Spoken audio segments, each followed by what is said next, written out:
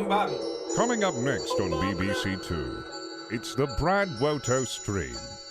But first, it's time for... Coming up next on BBC Two, it's the Brad Woto stream. But first, it's time for... What? Coming up next on BBC Two, it's the Brad Woto stream. But first, it's time for... What's under the orange flannel? Coming up next on BBC Two, it's the Brad Woto stream. But first, it's time for... What's under the orange flannel? PB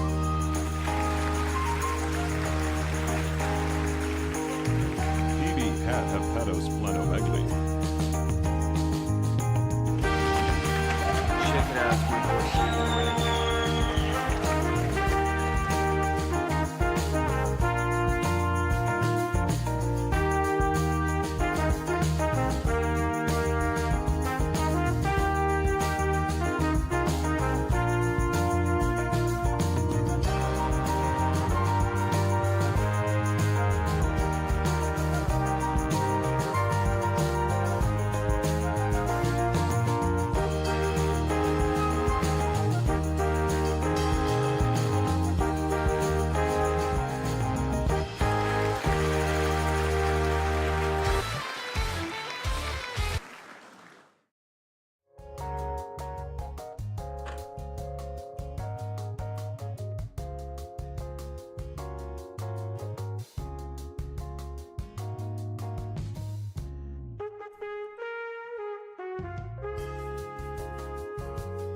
What's under the orange flannel?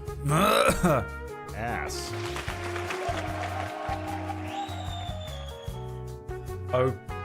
Ocarun's Ball. Don't know what that is. Probably something for Final Fantasy 14 because Chicklet said it. Hard-boiled egg. Good morning golf ball. A D100. 50 grams of the good stuff. Brad's Bank Balance.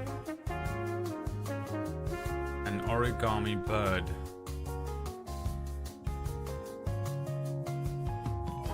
Team.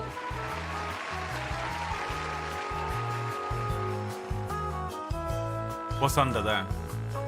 And while we wait, let's listen to these Combat with a Sahagin soundtrack auditions. Ooh. What do we got? We need a Combat with the Sahagins track today because you're opening up with Combat, in case you'd forgotten. Sounds very Pirates of the Caribbean, very good. Water.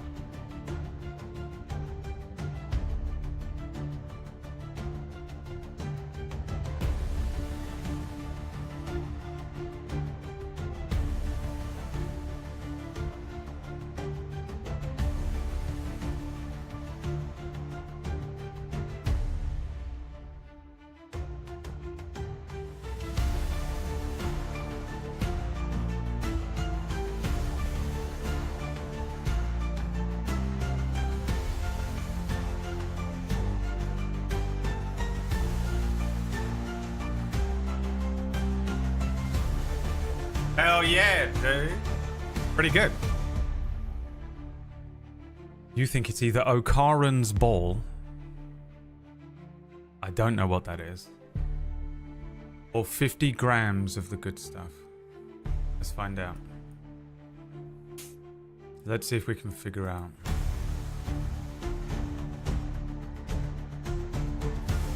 What's under there?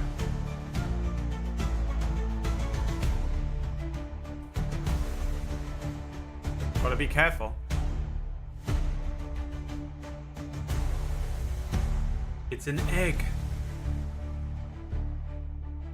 But it is not hard boiled.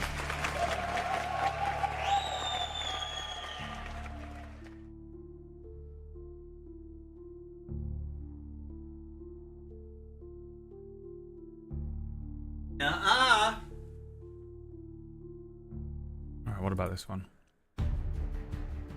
The same song.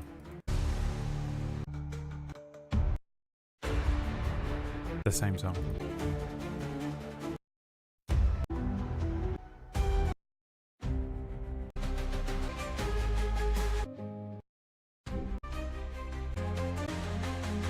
Alright, the first one will do.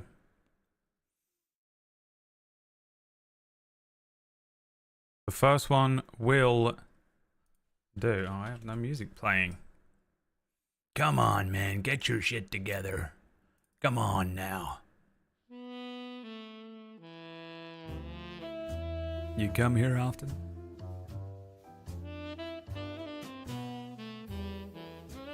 Hey, you come here. Hey, got a little job for you.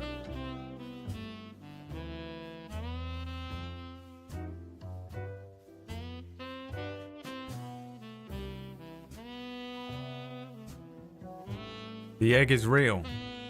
It's a real egg. Has Brad not seen Dan Da Dan? No. I think it's on my list.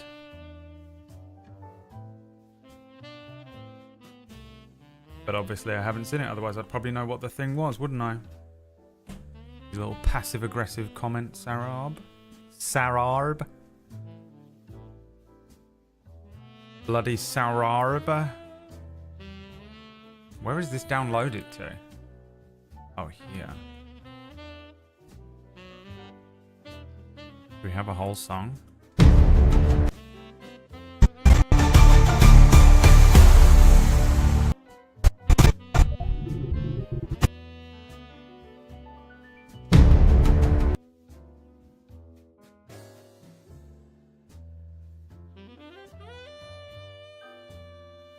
I don't think this is going to be a successful song, but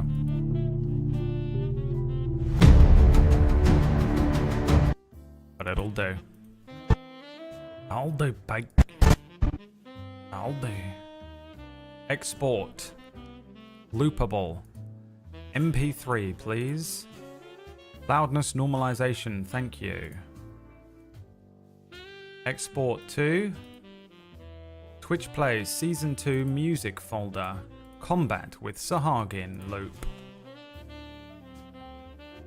Exporte. It's done. That's on the list right after Bo Bo Bo Bo Bo Bo. Yeah, I mean, anime love to name stuff weird now, don't they? They used to just name stuff what it was. Naruto. Dragon Ball.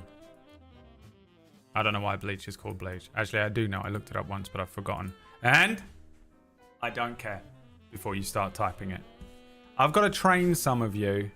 Some of you neurodivergent types need to be trained with the old. I can't remember what that is. That's not me saying I want to remember. Sorry.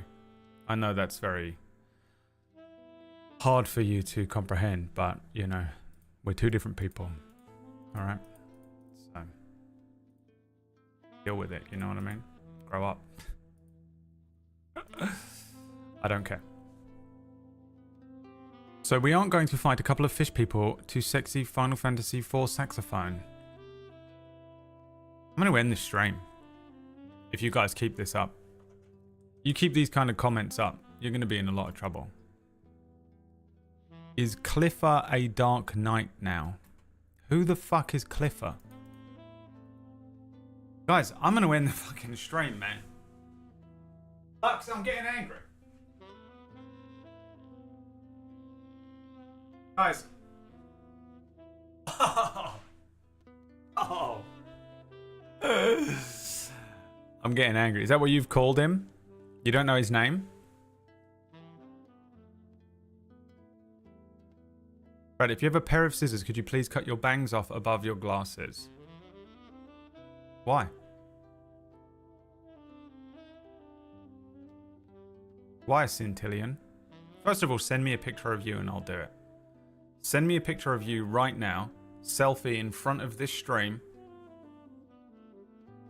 so I know that you're actually sending me a selfie of you right now. You send me that anywhere, I don't care where you send it to.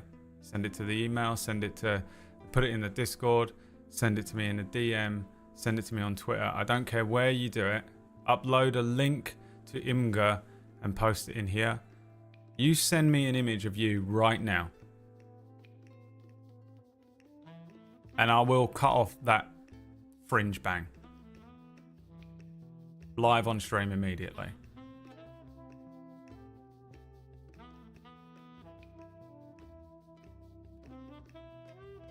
That's the agreement. And if you send me a picture, I'm legally allowed to show it on the stream. You consent. You guys all heard it here first. That's the agreement. First question. Why? Why would you like me to cut this bang off? Bangs, by the way.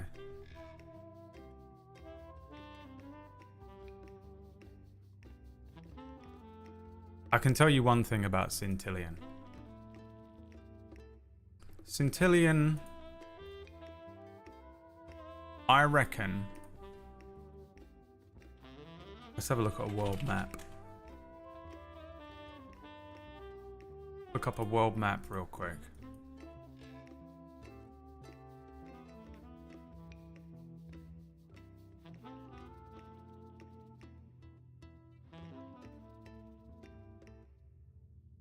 Centillion from this region of the world. Heritage. Maybe here. Here. Somewhere between Turkey, Kazakhstan, Afghanistan, down to Yemen. Heritage. At least. Minimum. Tell me if I'm wrong. No? Okay. Then you're American. Because you said bangs. And you've got to be New York or LA. No way you're Middle America.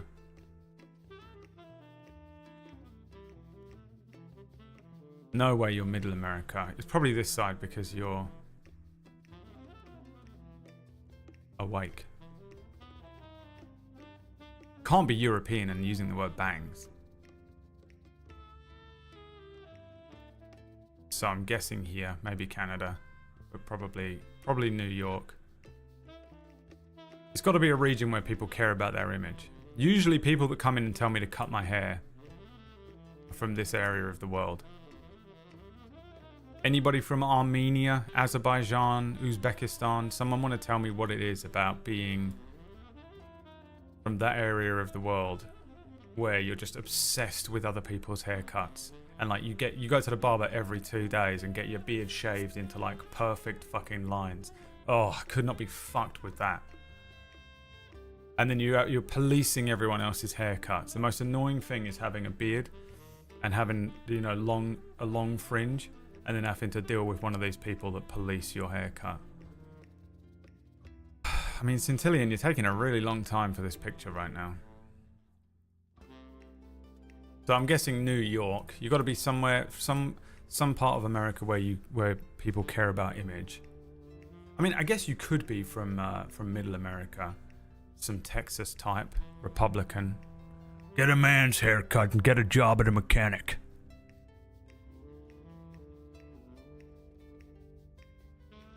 I'd be surprised if you were in my audience for as long as you have been, and you're from, you know, one of those states.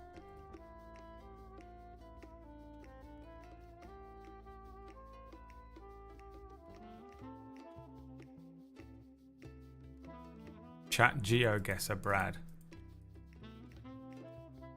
It's hard with a lot of you because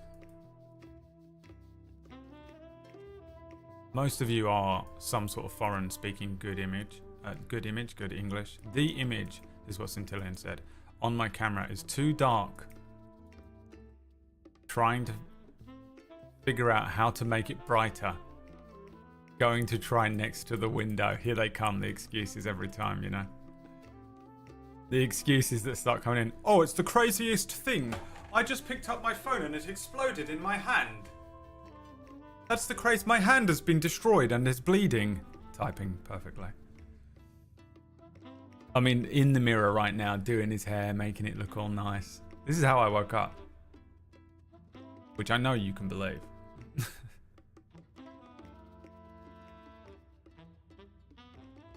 I just don't want to wear a hat because I have a bit of a headache.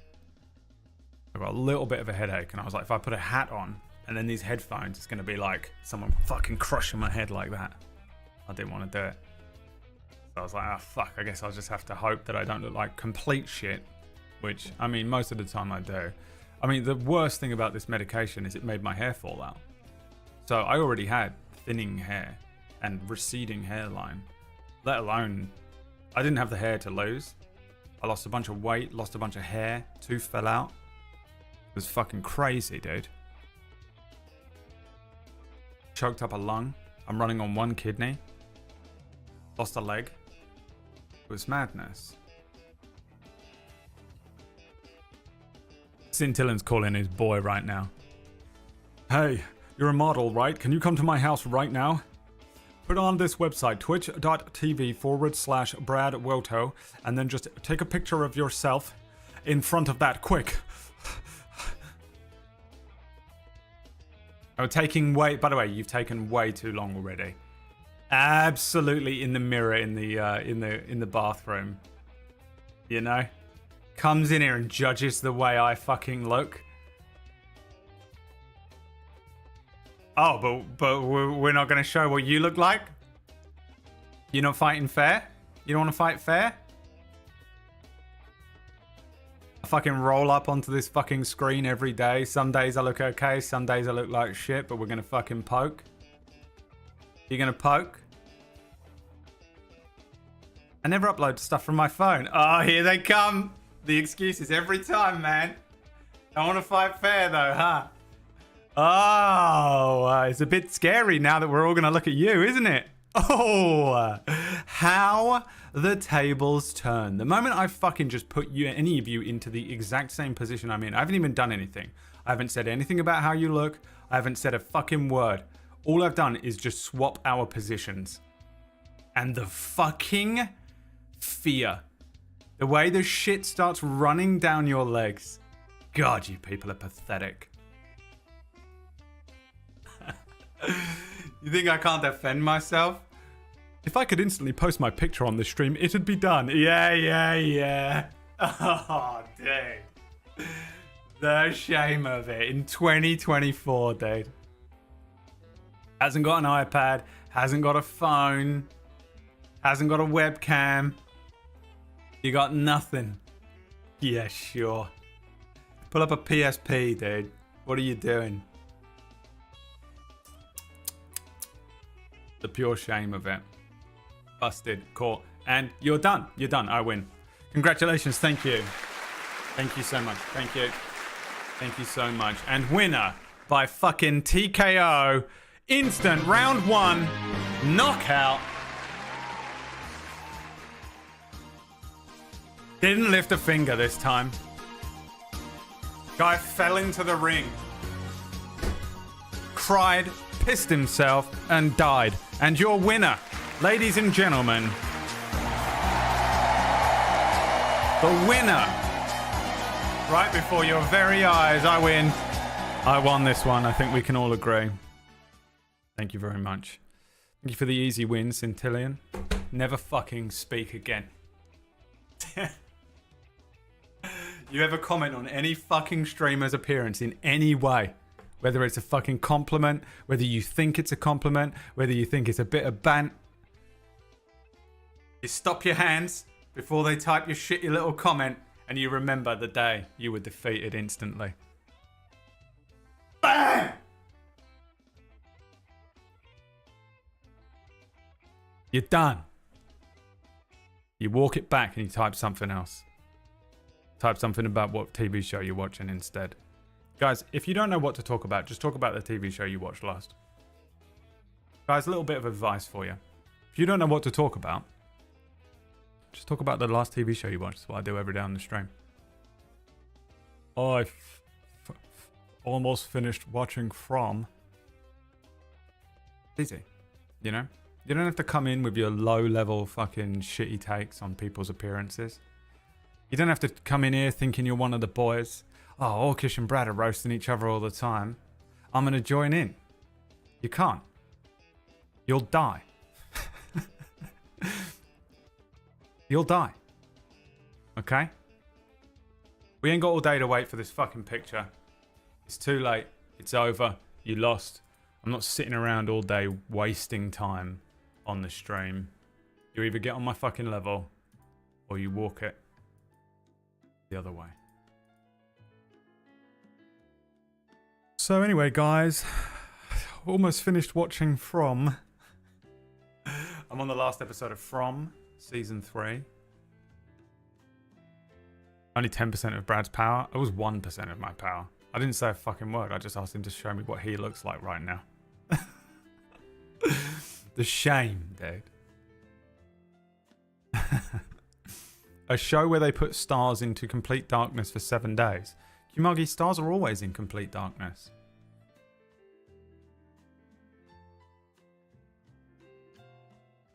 I hope this works. Oh wait, it's a link. Okay. Post a link. I can still see it. Speaking of, I spent the last 2 weeks binging Cura, Brad, and I've been really enjoying it. Very excited for the finale. Alright, man. There's a fucking Google Drive link. Jesus Christ. Access denied. You got to make the link available. Right click it, and then you click share, make viewable or something like that. Then give me the link again. I'll pull in teeth this stream. The amount of emails you just got, by the way, Centillion, of everyone clicking that and requesting access. Every single person in this chat room just clicked that link and then clicked request access, except for me. I'm not doing it. You send me the direct link. I'm not fucking requesting access. Who do you think I am? His inbox just went brrrr. Maniac. Post that link on Reddit. Post that picture on Reddit and then type roast me into the title. See it, and then we'll come back tomorrow.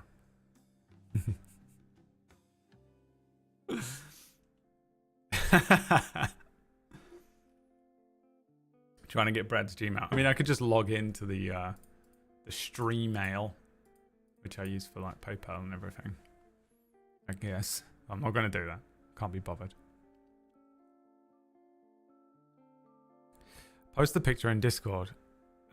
Man's not even got... He's working from a Nokia 3210. Man's working from that fucking Nokia that twists. He's got the first phone. He's got a cup and some string that's attached to a Wi-Fi box outside. Do you think he's got fucking the ability to upload a picture to Discord? Isn't it nuts how everyone that comes in and does this to me, when I say post a picture, they don't have technology. No one has technology. It's the craziest thing. I literally just assume everyone in the world is a cyborg and has at least a sort of relatively modern phone that can access the internet very easily. Like my phone can do pretty much everything my computer can do, you know, in terms of just like vague things, watching TV, taking fucking pictures, be in a chat room, you know, whatever. I can stream from it. And then you meet people and they're like, my phone ain't done nothing. I ain't touched it for 4 years. And they've got a Nokia fully charged on the side table. Got dust on it. There's fucking leaves and shit growing over it like it was a fucking building in The Last of Us. Foliage. And you're like, what the fuck? How are you living like this? They're probably living better than we are. Probably living better than we are. We're all like stuck to our phones. Oh my god, who's president? What's happening? The world's melting. Oh shit, World War III. You know. Meanwhile, Centillion. Well, you know how I feel about them there Democrats. Oh, what? Use my phone to do what? One thing old phones did better though was battery life. No, they didn't. Put the battery of an old phone in one of these new phones. It wouldn't last 2 minutes. Get out of here. Think about what your phone can do now. It's fucking well impressive it lasts for 20 minutes, let alone a day. My phone lasts about a day. Unless I'm on it. If I'm on that thing, like traveling, it's got a couple hours. Arcane through that thing, especially with TikTok and shit. If my traveling is spent being on TikTok and I completely forget, it's over. There's nothing worse. You're going somewhere else on a train or whatever. You look down and you're like, oh, I'll check a couple TikToks. An hour goes by and you're on 3%. It doesn't warn you either, because TikTok's like overtaken the entire screen. Oof. The 3310 is my favourite phone of all time, Awuga plays. I'm glad that we dragged you out of Lurk. First time chat. The Nokia 3310 just came running in from his parents' bedroom. Wait, are they talking about the Nokia 3310? Awuga or Woogie will do. What did I say? Did I get it wrong? I'll call you whatever the fuck I want. How dare you tell me what to call you? You're in my house. Your new name is 3310 guy. I'm going to call you the 3310 guy. Came running in from his parents' bedroom. Absolutely so desperate. Been waiting your entire life for someone to mention the Nokia 3310 on a stream. Centillion died, by the way. What happened to him? Lux, what's going on?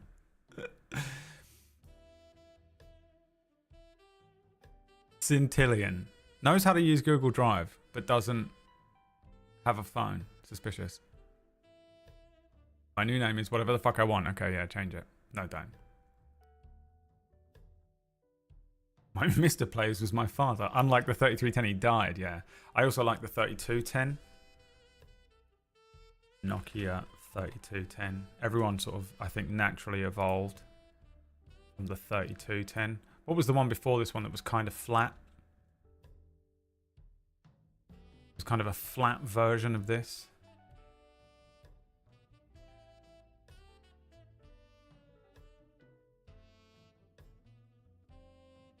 There's a 3310. Banger, dude. Banger phones. There's a 33. There's a 32. I think I might just be thinking of the 3210, to be honest. It won't let me drag and drop the JPEG to Discord. I mean, dude, the excuses are insane. How is it this happens every time, Lux? Oh, dude, this must be what it's like to have kids. When you have like a kid that's like coming up with excuses and you're like, but I was a child once before, and you like can see straight through their lies. Centillion, how old are you? How are you struggling with this? What is happening? You must literally be like 66 for this to take this long. This is astonishing. It's entertaining. It's got to be what it's like, right? To have a kid. It's going to be a dick pic. I'm 37. Okay. What's going on then? How does a 37-year-old not know how to use a phone and Discord at this point in 2024? It's time to find out everything about Centillion because this is fucking crazy. And yeah, I'm dumb. That's not an excuse. What do you do for work? Because you're lying. Just every time, they're always lying, man. Isn't it fucking crazy how they always have all these excuses every time? It's the craziest thing. Discord servers just went down around the globe. I'm a hermit and you don't know how to use your phone? You don't know how to use Discord and you're a hermit? What are you doing indoors all day? We're experts. I'm a hermit too. We're experts at all this shit. I can fucking fart and send it through Discord and make Liam smell it. I've ascended. What do you mean you're a hermit? We know how... Dude, I can get anything to anyone within seconds. Because it's exclusively how I communicate with the outside world. I'm like Desmond on Lost, down in that fucking chamber, typing numbers in every 60 minutes. I work in a convenience store. We're getting there. You know this is Liam. You remember Mr. 33? We've got one. We've got one. I believe it now. Do you know what? I actually believe that he's struggling. That was it. That's all you needed to say. I work in a convenience store. I fully believe that you're struggling. Help him. Someone help him. Now I know that I can't take the piss out of the way you look when you upload this picture. Now I know I can't.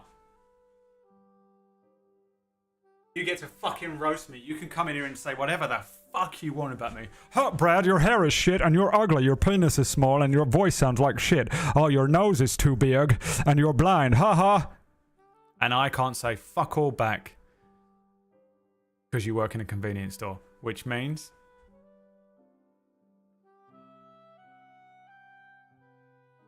doesn't it? Oh, you want me to say it, chat? You want me to cancel myself? No. I can't do nothing now. I've just got to go, oh, you look really good. You son of a bitch.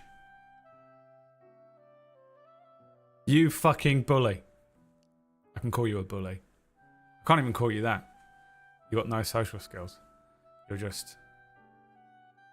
I just need to shut the fuck up and go, really nice picture. I really like what you've done with the wallpaper. And then I have to look at my friends and be like...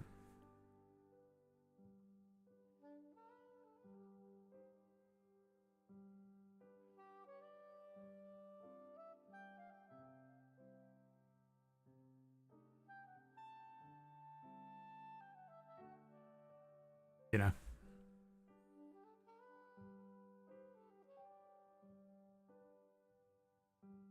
We've walked away since Haken you trim that bit of hair.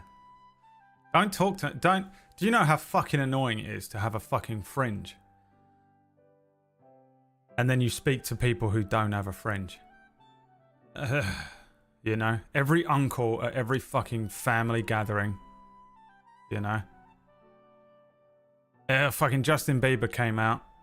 That was it for fucking years. Then you become the emo flick guy.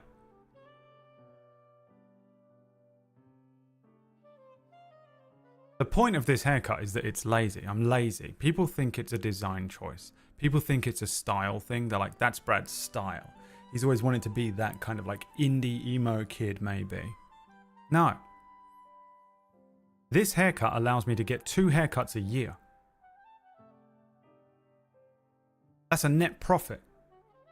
That's time back. I don't have to go to a fucking hairdresser and have to have that conversation with a fucking hairdresser. It's the best. He did it. Oh Christ, here we go. Here we go, guys. Oh fuck, dude. I'm nervous. Are you nervous? Where is it? Who's nervous? I'm so nervous, dude. Where is it? In just sharing stuff.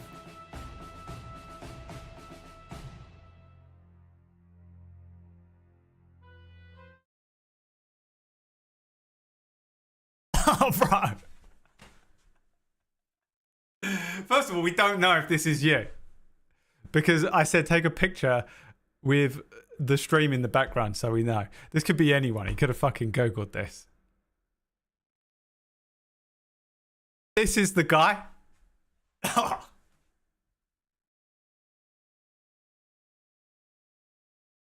Hey. What the fuck is this? What the fuck is that Barnet? Bro. No. This is him.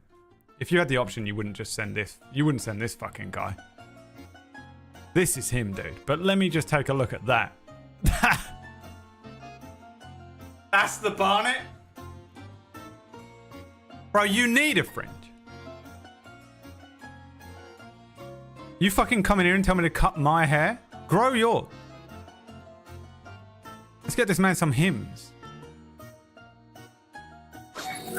Now, don't get me started on what are you wearing? You in a hotel? Bruv. Are you in a hotel? Stayed in a hotel with a prostitute last night. Stayed in a hotel with a prostitute last night. Thinks he's a big man on campus. Thinks he can show up in here and tell me to get a fucking haircut. Sitting there in a fucking bathrobe that he stole from a motel. Looking like Dracula just got a divorce. You motherfucker, how dare you? How dare you mention my hair with a barnet like that? You fucking son of a bitch. Dracula 6 weeks after the divorce. Eating a bit too much fucking chicken. I told you to get a pair of scissors, not a haircut. And what am I supposed to do with those scissors? What would you like me to do with those scissors? You ever fucking mention my hair again, you motherfucker. You son of a bitch. Dude, I can't believe you struggled so much to upload a picture of yourself. I thought we was going to get like a... You know how photos look? Photo quality. Nokia 3310.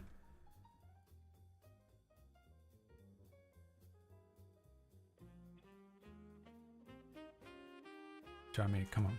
Photos from a Nokia. How is this not a Googleable thing? Remember how old photos used to look? And it was just, I thought it was just going to be like an MSN thing. Jesus. It's that time of year. Money make happy? Release the track. Oh shit, I forgot about the track. I forgot that goes into a track. Holy shit, dude.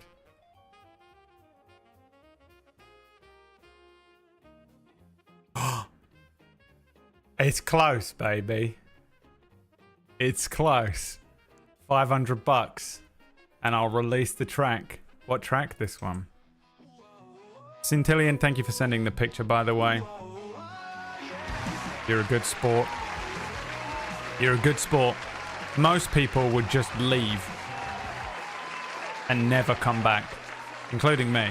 If I went into a stream and a streamer and I was like, sort your hair out, mate. If I went into a stream and said to a streamer, dude, I'm way worse to streamers the things people get banned for in here, I do on a daily basis. If I went in into a streamer and was like, bruv, cut that fucking thing off the front of your head. And they went, send me a picture of what you look like right now, I'd be gone. I'd have been out. I would have left that stream, unfollowed, and never come back. Good sport, Centillion. I'm glad that you received a sub. Who got him? Shadow, well done. You're a good sport. That's scary, right? Scary, isn't it? Getting up here in front of all these people every day when you look like shit. Nah, you look alright, mate. You look normal. I was kind of pissed off that this picture showed up and you just look normal. I was hoping you'd look like a fucking creature from the deep.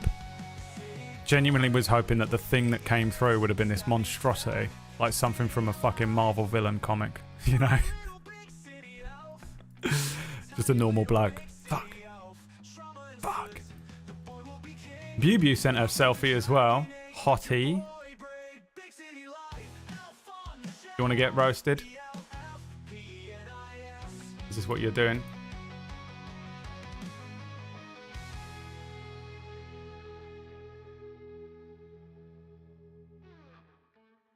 My future wife.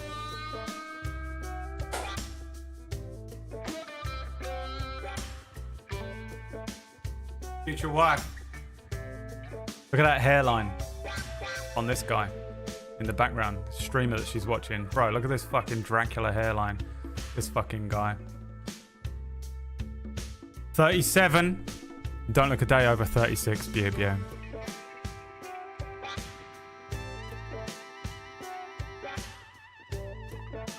Quick, get the fucking CIA on it. Find out. Geolocator. Find out where she lives. Langley. Sent directly from Langley.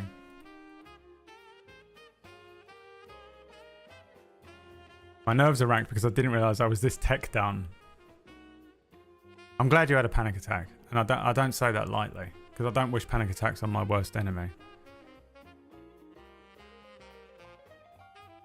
But now you understand the fear. The heart, the old heart gets going to Bew. Bew's like, someone gonna say something, someone gonna say something. The thing is, if I'd pulled either of your pictures up and someone in the chat had said something extremely awful, then you'd really know how it feels. Dude, it's fucking brutal. You have to bear in mind, I've been doing this for fucking years. There's really nothing that you can say anymore that really gets to me. Every now and then, obviously, people will like strike a nerve or whatever. But compared to how it used to get me, oh dude, there's almost nothing that can be said to me. It might get me like a little rise out of me in the moment, and you know, a lot of people will come in. The worst ones are when it's like half true. They'll say something about you that's kind of half true, and you're like, oh fuck, I am old and rough now, shit, you know. But dude, I feel nothing anymore. Water off a duck's back. I've become so thick-skinned over it. But man, it takes a while to get used to. You can't just be fucking uploading pictures of yourself on the internet in front of, like, you know, a chat room of people, and then someone just comes in and just goes, bang, this thing that you're incredibly self-conscious about, and you're like, it's crazy. And then, you know, like, you kind of get over it, and then a week later, bang, another comment. Oh, you got fat. Horrendous. It's scary. It's scary. It's very scary. If you don't get scared by that, you're a sociopath and you'll do really well in this industry and should probably start streaming. A bit, but not too bad, thanks Lexa Pro. Yeah, but you've got to deal with the, like, you've got to deal with later on as well. The rebound that comes back at 3:40 a.m. No, I'm kidding. I mean, no one's going to be rude to you in here. Probably. I mean, if they were, we'd destroy them. But obviously, it's still scary to do. You know? Just keep doing it until someone says something awful. I mean, I'm sure I could come up with a pretty good roast if I really wanted to go in on both of you, but I didn't want to. I don't do that anymore. I'm not evil anymore. I've changed. I can change. I can change. I know I've been a dirty little butthole. Who wants to be the next one showing their selfie to get exposed on stream? No, don't do it. Don't do it because I can't be trusted. Don't because I can't be trusted. I'll pull something up and I'll give you like a 15% power roast, and then that's it, man. I'm bullying, you're crying. It happens every time. People are like, "Hi, it's so funny when Orcish and Brad are like slinging insults at each other. I want to join in, say something about me," and then one of us will be like, "Okay." The tears, dude. The crying shit. Just the fucking, you're bullying me. They start pulling out every card they can. Tweets, Reddit posts and shit. You don't understand. I'm suffering because I have depression and I'm autistic. And you're like, bro, you fucking came in and you said you wanted. You know, they start pulling out every card they can play. And you're like, this is unbelievable. It happens every time. You can't actually engage that shit. People don't realize they can't handle it. They don't realize they can't handle it. You think you can handle it, and then you realize, oh, the only reason me and Orcish can do it to each other is we've been up here for years. You've been in the ring for years, dude. I've been doing this since like 2011. Me and Liam uploaded our first video immediately. Comments on YouTube. Fake and gay, you know. And you're like, oh, I'm not gay. I'm not. I swear. I swear. Turns out.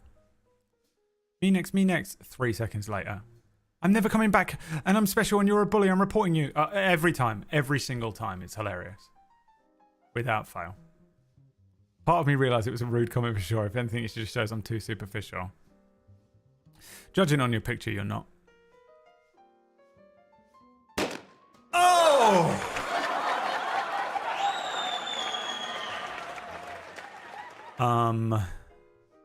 See, don't.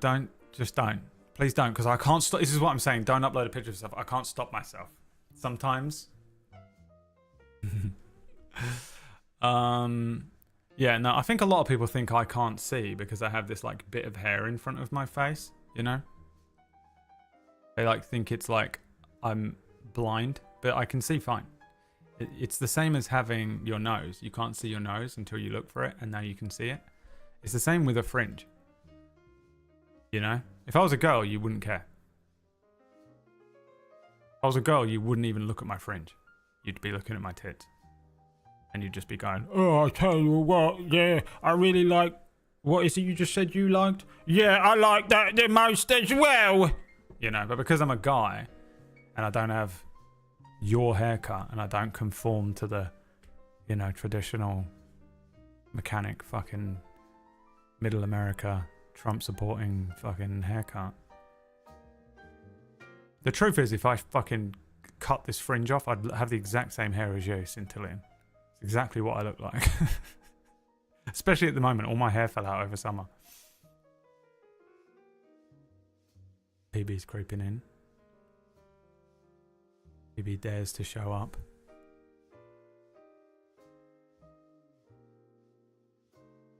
I think it's just my own OCD or something.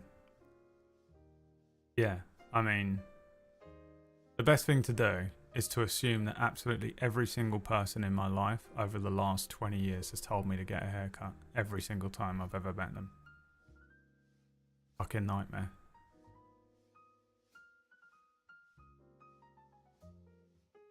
I'm going from this to bald, by the way. Could be any day. There's no transitional period. Because once you have a fringe like this, you can't just go to a normal haircut. Because if I was to just cut off this amount of hair, right? Like an inch here, it looks like I have an enormous forehead because no one's ever seen it before. But the truth is my forehead goes up to a normal height, and if I was to just go to where my actual forehead is, it looks like I have a fucking 5 head. I look like Orcish. You seen the size of his forehead lately? Dude, I logged into his stream yesterday. I couldn't believe what I was looking at. It was like a drive-in theatre. And then you tap onto that, the fact that I am, and have been for years, a vampire. I've got the Vegeta fucking hairline. I'm old, man. I'm pushing 40, dude. I've never had a good hairline. No guy in my family has got hair. Every guy on my mum's side is bald. My twin brother, his hair starts on the top of his head like a fucking Shaolin monk. But the thing is, I can't just like naturally just let it recede back, which is what would happen. Everyone just goes, oh, you look a little older. You know, he's older now. Because I've had this fringe forever. So it's like this double... It's like double impact, what you get from this thing. Horrific. Same, I'll have to take a razor or finance new hair. Yeah. Well, you can afford to finance it, apparently. I don't know if I said thank you, by the way, because I was in the middle of the Centillion bit. Horace with the absurd donation, by the way. I don't need to play D&D today now. You're going for the Final Fantasy 16 hair Barnabas. I'm not. I just don't really have a choice. I just have very little choice with hairlines at this point. I just have to go full Vegeta. Gotta go full Centillion. Once you go bald and you hit your head, it really hurts. Oh, really? I mean, I hit my head, dude. It was not long after me and Emma broke up and I was getting used to being in the house by myself. And like, I had this new fear that I was going to injure myself and no one would know. And I would just be left to die, right? Because I don't have like, now I do, but when I lived in the old house, I didn't have anyone that lived nearby. So I was like, if I just hit my head and die here, I could be like laying on the ground for fucking hours. No one would, you know, I could just be bleeding out. And no one would ever find me. And then, of course, I fucking cracked my head. So I lived, the top floor of this little bungalow had been converted. And so I went into, it was literally in the roof. So the roof is like really low like this. And in that roof, there are sunlight windows. So there's like a depressed bit of the roof where there's these like sharp edges. So I get up in the middle of the night to take a piss, walk back into the bedroom. Obviously it's pitch dark and I think I'm like 5 inches to the right. Hey, lads, who's sitting 5 inches to the right? I think I'm like, you know, 5 inches to the right of where I am. So I just walk forward completely confidently that I'm about to just walk down the side of my bed, but I'm actually like walking straight towards this fucking skylight corner. You know, like that corner of a window type thing. Cement bullshit. You know, like it's just fucking bollocks to hit. Walk straight into it. Crack. Middle of the night. Like, there's nothing... When you sense an impact coming, or if you hit something yourself, you cannot hit it as hard as if you just don't know you're about to hit something. Walking forward blindly into something has been the cause of 3 of my worst injuries over the last few years. 2 of which to my feet. I fucked my toe up, definitely broke it. Here, when I first moved in here, you remember? I fucked my toe up on the same door for the same reason in my old house. I took a piss and walked forward thinking the door was open, it was closed. I jammed my toe under the door and did that thing where the nail breaks and you just my whole toe went under the fucking door jamb. I just walked forward, just walking forward. Not fast, not forcefully, nothing, just lazily and sleepily. Walked forward, jammed my toe under that door, cracked the fucking thing, just it hurt so bad. It hasn't recovered. My toenail is still destroyed. My right toe is fucked. I don't know if it's ever going to come back to looking normal again. It was years ago. It was like 2 years ago. And and then there was that night I cracked my head on this fucking stupid skylight thing. It hurt so badly. And I was like, and immediately in my own head, I was like, oh, this is it. I'm going to die. And I was like laying down. Because I just fell into the bed. I was like, am I bleeding? You know, I'm like feeling my head. It's all hot. I'm like, is that blood or is it just hot? It wasn't bleeding, but I was like laying there like fucking dizzy. And I'm like, oh, I'm concussed. Am I supposed to go to sleep? I feel like if you go to sleep, you'll die. But I was like, if I don't go to sleep, I'm going to freak out because I need sleep. And I did go to sleep and I was fine, obviously. Well, was I? Haven't really been able to speak English since. Dude, it sucked. It sucked. I remember when I was a kid as well. I must have been about 14. It was just after my dad left. And I remember because my mum had a new boyfriend and he was hanging out with us. He was such a cool dude, man. I wish he was my dad. And because I had just had a growth spurt. Oh, 2585 from the serpent. I see what you're doing. This is dangerous now. This is dangerous now. Because you got to be careful. You got to get out dead on. If 2 people donate $20, you're fucked. Remember when Aston... As a thank you for not roasting me. 30 seconds.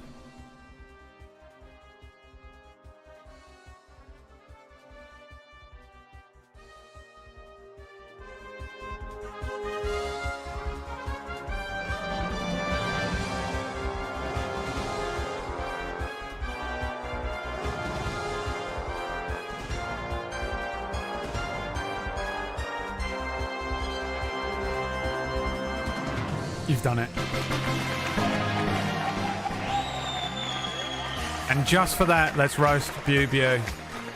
Bubu, why do you look like... You sort of look like you're trying to be condescending. Like, look how easy this is. But in fact, the look you've given us is just farted.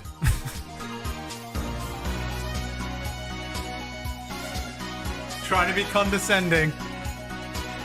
And the look you gave us, director's notes, just did a fart, took the picture.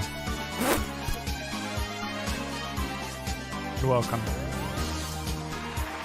I won't do any vicious roasts. I don't trust it. I don't trust you people. And then he said... Holy shit, dude. $500. Now, it looks like I just got $500 today, but this has been building up for a couple of months. It's still a ridiculous amount of money. We did it. It's time to release the track. And every time I remember why this shitty donation bar is on the screen. This is purely just so that I upload a track into a Discord channel.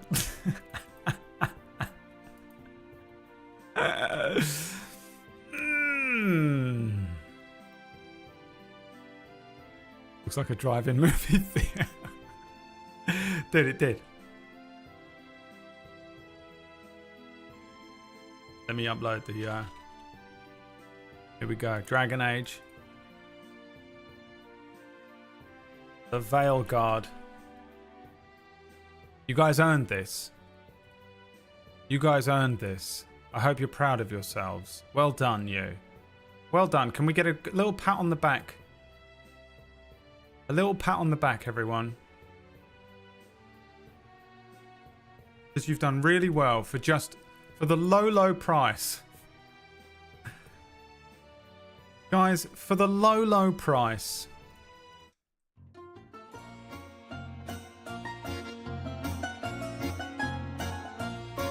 And for just the low price of $500, you get a song that I smashed together in Suno in less than probably about 5 minutes. Released officially under the released tracks in the Discord. It's Tiny Little Big City Elf. Let's reset the goal.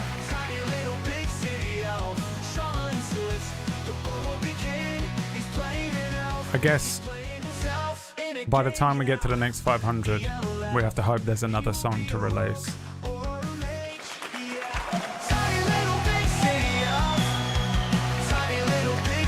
It's officially paid for enough for me to justify not streaming any D&D today. I'm gonna, but I don't need to. I'm flush, mate.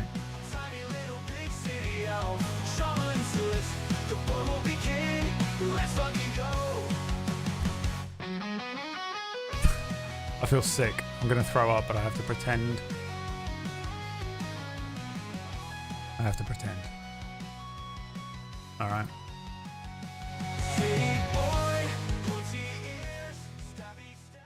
It's all yours.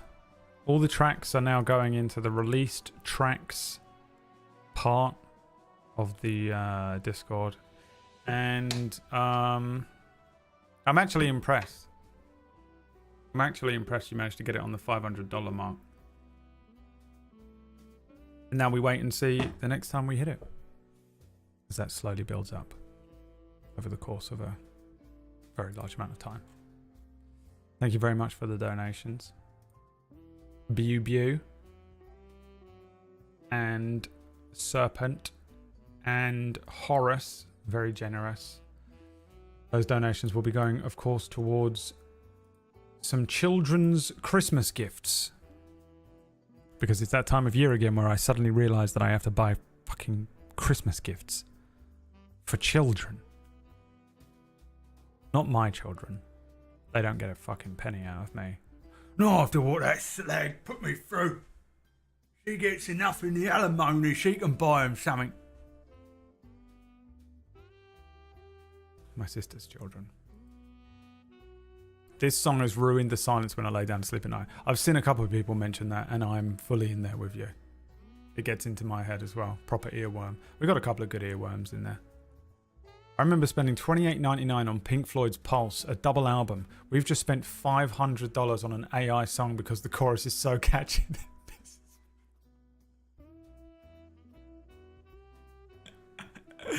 It's disgusting, but I think it's also a very good commentary on the state of streaming, really. Have you seen some of the shit that people will pay for on this website? Honestly, the last 2 streams I did alone, not this one, but the last 2. The Jaeger Minty Water one and whatever the fuck was going on Friday, easily worth all that money, I'd say. That's just an experience for all of us.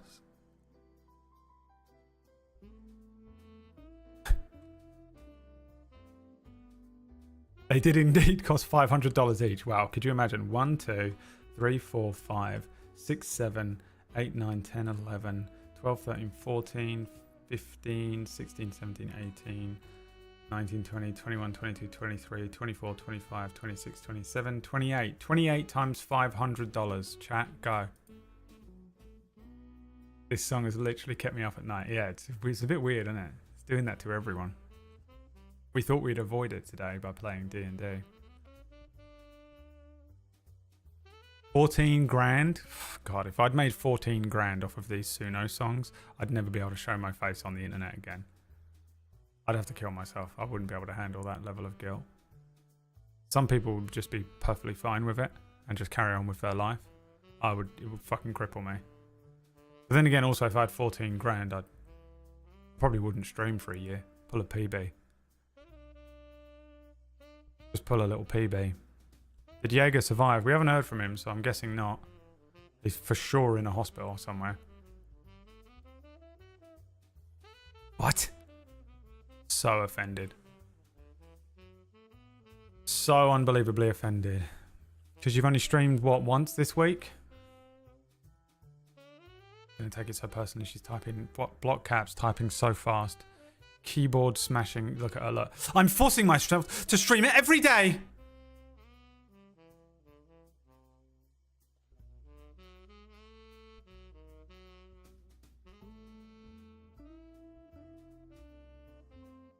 All right.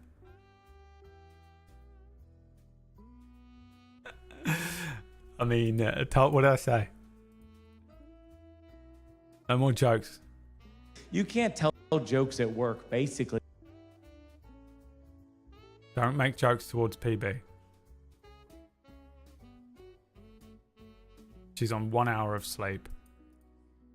The only thing she's eaten for the last 3 days is like half a bar of chocolate that she found under the sofa. She has no idea where she is right now. She thinks she's in the room and everyone is around her talking to her. Doesn't realize she's fucking typing. She's had nothing but a frog gummy candy. Are you sure? I don't think you have had a gummy. You need to fucking calm down. Histrionic. I mean, Jesus, have another one.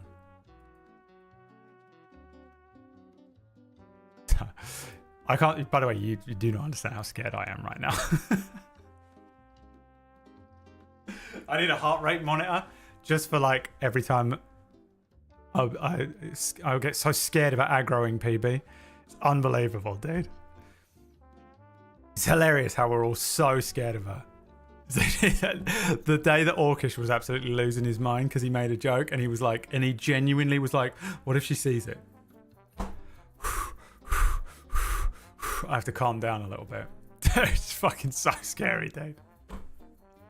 I need to sit down, man. Oh, that was a lot. Oh, I feel dizzy. I streamed once when Fallout 76 came out, and out of the 8 people in stream, the one guy saying, I don't like your voice was enough to shut it all down. Yeah, if you can get through the first 10 of those, you'll make it. You'll be fine. Jaeger woke up in Faerun, yeah. Where did this come from? Me? I don't think it came from me, no. I don't know where it's... I think it's come from you. I think it's because you're fucking scary. I think it's just that you are fucking incredibly intimidating and terrifying. Brad trying to dodge the aggro. I'm trying to give her the... I'll die. Because the thing is, I know that I will die one day because I gave someone the truth and didn't do the thing where I like sugarcoat it and lie. You know? Everyone is always lying to everyone about everything. And I don't do that. Which is a bit dangerous. A little neurodivergent maybe, don't know. But I just say the thing. Because I'd rather live in the world of the truth. And if you can handle it, you can live in the world of the truth with me and we're going to be fine. But I live in the world of the truth. Where I just go, no. Unless I'm obviously actively lying for the meme. You know? But generally speaking, no idea. I don't know where the I'm scared of PB meme came from, but I've definitely been in there. Inflating it.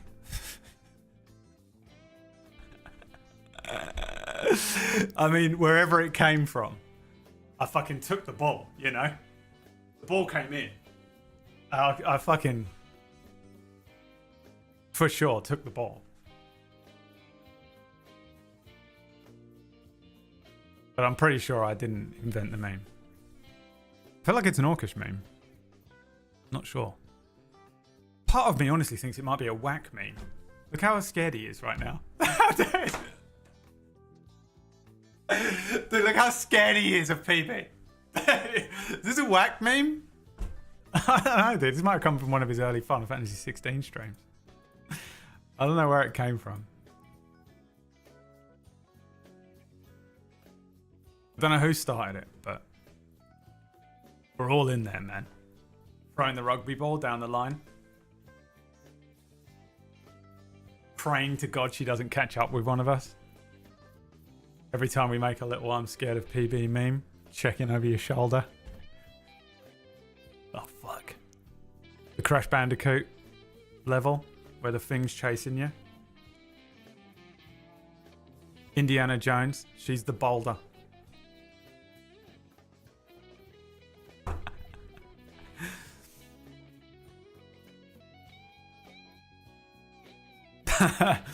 Yeah, I think so, PB. I don't know.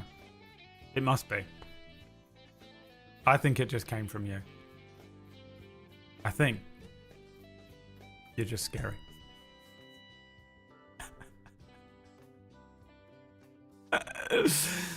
Undertaker from behind meme, yeah. PB. Terrifying. Top 2 scariest. PB and Leah. PB's scarier than Leah now. Leah used to be the scariest one. For sure. No doubt about it. For years, Leah had the title, but PB's taken it.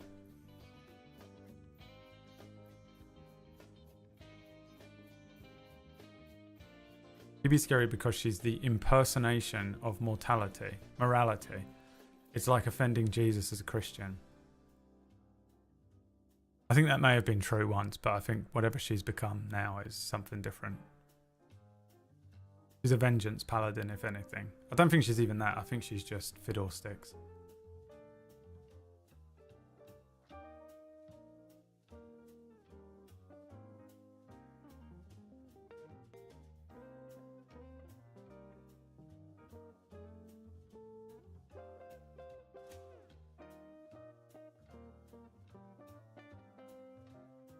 Pumpkinberry is gone. I am what remains.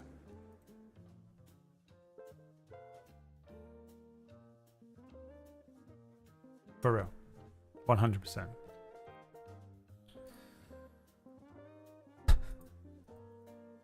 Annoyingly, we haven't even started D&D yet. We've been going for ages. Normally I try and get into the D&D. My son, that's you. The reason that you like Fiddlesticks so much, PB. It's one of those scenes where we've watched this whole movie of PB where she's like running around in this. She's been living in this house by herself, you know. Beginning of the movie, Pumpkinberry pulls up to like this like farmhouse with all these like wheat fields around, and there's like a couple of scarecrows in the field. The camera has to linger on the scarecrows for a little while just to give you that establishing shot. And there's like a family that are packing up another van. You know, and PB gets out and she's like, oh my god, I'm so sorry I'm late. And they're like, it's okay. Here's the keys. We did make some food and there should be plenty of supplies for you. If anything goes wrong, you call this number. You know. Internet's good, blah blah blah blah blah blah. And we'll be back in a week. And you establish PB's looking after the house, you know. And then they're like, see you later. And, you know, the family, the 2 kids are in the van. They give her a hug. She waves them off. They drive out. And she goes into the house and she, like, unpacks her bags and stuff. And then there's a bunch of, like, really slow, boring bits of every horror movie where, like, nothing really happens. But she sort of, like, gets freaked out by stuff that isn't actually happening. She, like, closes a drawer and, something falls down behind her. And she's like, and you're like, no, it wasn't the monster. But then slowly she starts to get fucking haunted by this thing. She starts seeing shit moving by the window. And then she's like, the phone rings, you know. Blim, blim, blim, blim. Hello? Pumpkinberry is gone. I am what remains. Who is this? Boop, boop, boop, boop. Puts the phone down. Keeps thinking she's seeing shit outside. Eventually, whatever it is forces her outside and she has to do the running through the wheat fields thing. And that's when she sees it. Fiddlesticks. One of the scarecrows is chasing her this whole time. Then, and here's the kicker, the family come home. Right? She's like haunted by this fucking scarecrow, but the family come home early. Hey, PB, are you home? We had to come back early. Yeah, turns out the flights are next week. Where is she? And then the thing starts haunting the family, right? Starts picking them off one by one, killing them. And at the very end, PB comes back and you're like, oh God, she was alive. The house sitter was alive this whole time. And she closes a mirror. And in the mirror is the scarecrow. She was the scarecrow all along.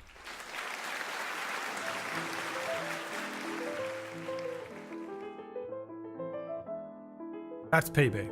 Doesn't realise that she's become the fucking demonic entity that lives in the field. And also, that film would bang. That's a good film. I just made that up. If I just wrote that into a screenplay, I reckon I could shop that around. That'd be on Prime. I could get that on Prime. A second-rate TV actor in the main role. That's PB.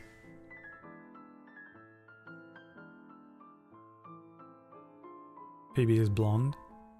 The monster. Yeah, whatever she is now, all memes are off. This is why there's new memes being rewritten. 2025 PB memes are going to be weird for all of you. You're like, wait, but the PB is a monolith. PB is a paladin. But I thought this was the meme about PB. Haha, GM of Mute. Oh, dude. 2025 PB memes. You guys ain't going to know what's going on. Huh? This hasn't been the meme for the years. But these are the characteristics of the PB memes that I know and love. Pumpkin Perry is gone. I am what remains. Okay. I don't know. I didn't start it. But I will make the funniest jokes about it. So. I can't help it, man. The ball came in, PB. What am I supposed to do? What am I supposed to do when the ball comes in? If the ball's coming in, it's all I have. It's all I fucking have, man. All I have is taking the ball. Okay? You're like, oh, I can write things and I've got like, and I'm pretty. All I fucking have is the ball comes in, maybe I can say something funny. Don't fucking start with me. All you talented, all my friends are also fucking talented and hot. All I have is handling the ball. Yeah? It's all I have. But just if I make a meme about you and you take it personally, it's all I've got. Just let me have it. Fuck. God, my friends are so fucking annoying. It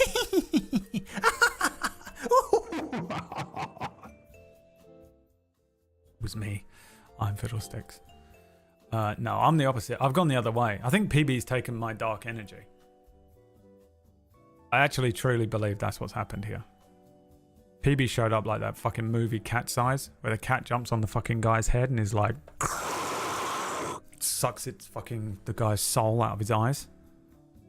She did that. She took the fucking dark energy out of me. And now I'm like... sort of just normal. Nice. I don't really poke the bear that much. And she's become something else. Alright. Whatever. I'm done with the bit. That's the end of that bit. You can't tell jokes at work. I want to do something before D&D today. I know that we're like running thin on time because I've been fucking around. I think honestly we can blame Centillion. That took way too long. to get that picture through. And then we can blame Horace, Serpent, and Bubu, because then we had an additional bit. And then PB came in here and, you know, really tanked the mood. So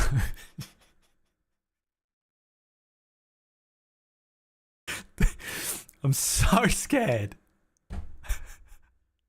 That feeler really came in and tanked the mood. So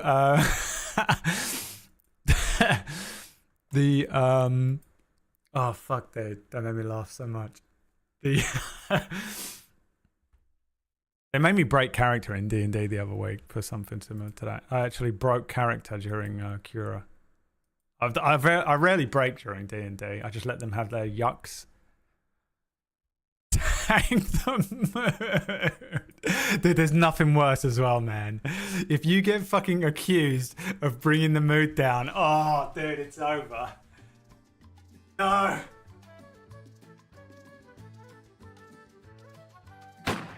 No way, dude. That's the worst. That's the worst thing you could be accused of. Oh.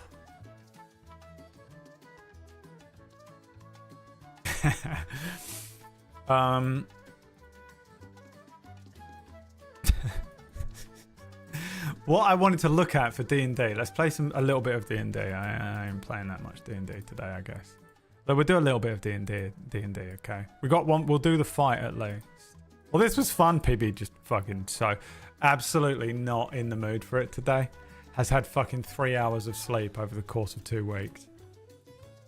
Barely conscious. Fucking losing her mind. So emotionally exhausted and drained. Wanders in. Hello, my friends. I was really looking forward to watching you all play D&D today. Fuck my leg! Please kill Greg's character tonight. Oh, you won't do it. You fucking pussy, dude. You won't fucking do it.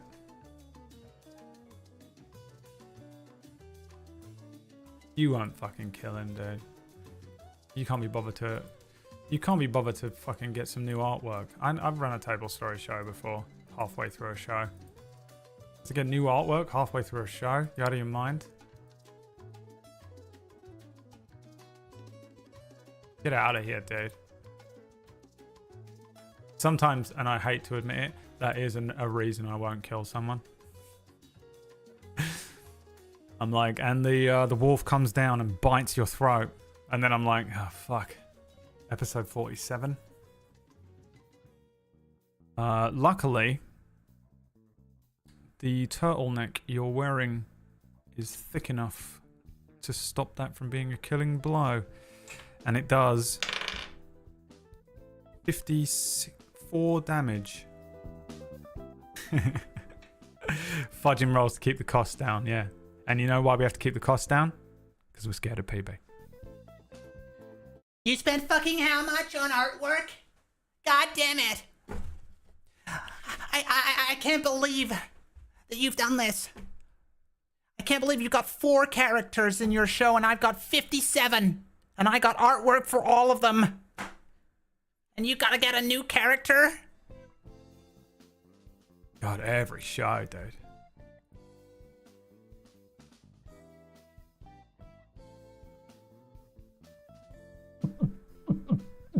Terrified.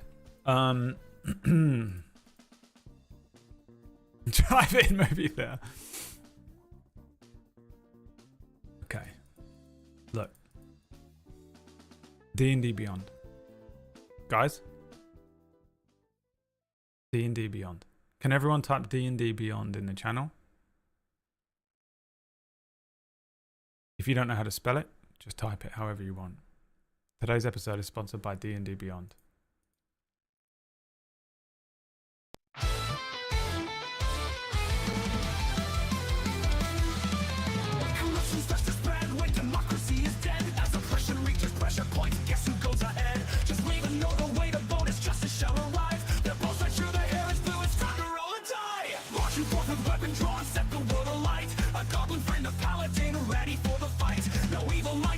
Kind of tricks or shootery. Rise, Leary, rise. It's time to claim your victory. Fight, fight, fight till the fight is won.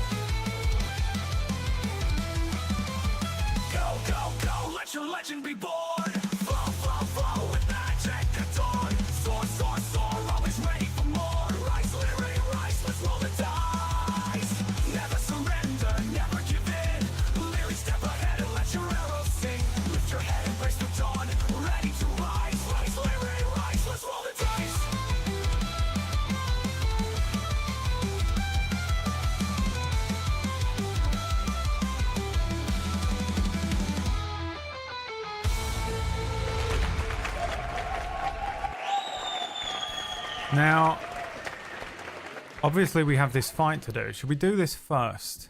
I think we should. I think we should. Because I think you're probably going to level up if you win. And if you die, we don't need a character sheet. Yeah, you got 823 XP out of 900. So if you can defeat these guys,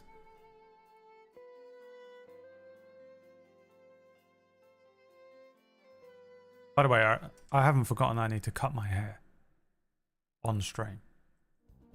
In case you were wondering whether you should leave or not. In case you were wondering whether you want to leave the stream.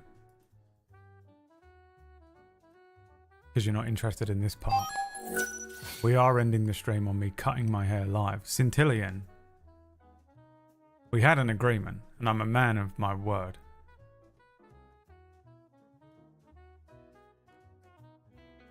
But first, a combat. And then I'm going to see if we can do...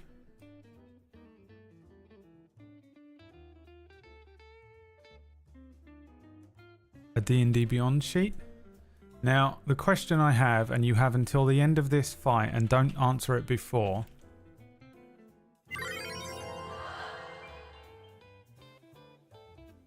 Because I don't care, and I'm not going to be able to read it. Is can we do a shared sheet on D&D Beyond that you can only view and not edit? But until then...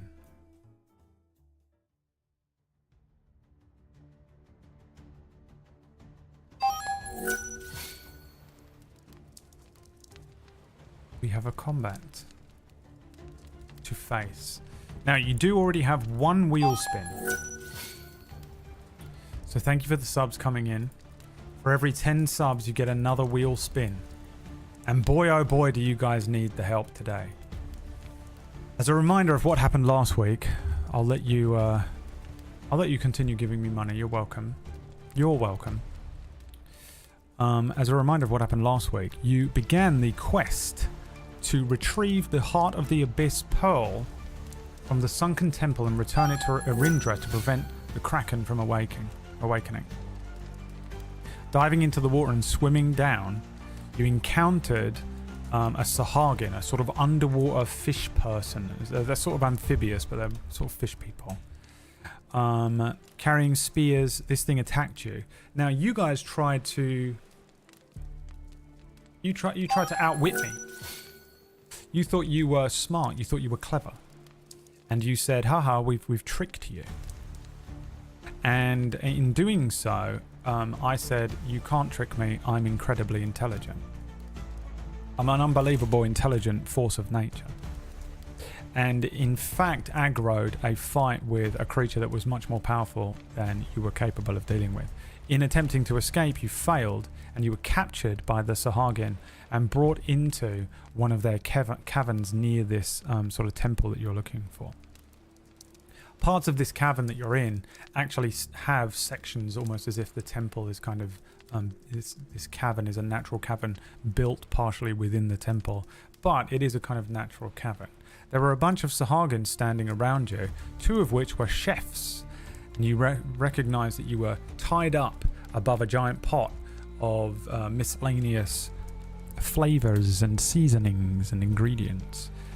You were to be dinner for the Sahagin tribe. Now, after, several attempts to get out, eventually, basically, Lyri did free themselves, breaking free of the restraints, landing and killing the two chefs with a bone that they found as part of the meat inside of the beginning to boil water. Pulling the bone dagger out, killing one of the chefs. One of the other chefs threw a knife at you. Lyri grabbed the knife and threw it back. I think it was like a nat 20 response, killing the other chef. You had some options. You chose the option of attempting to sort of reclaim your stuff rather than flee and run away. You attempted to grab your items. You managed to grab a few of your items and equip a couple of them.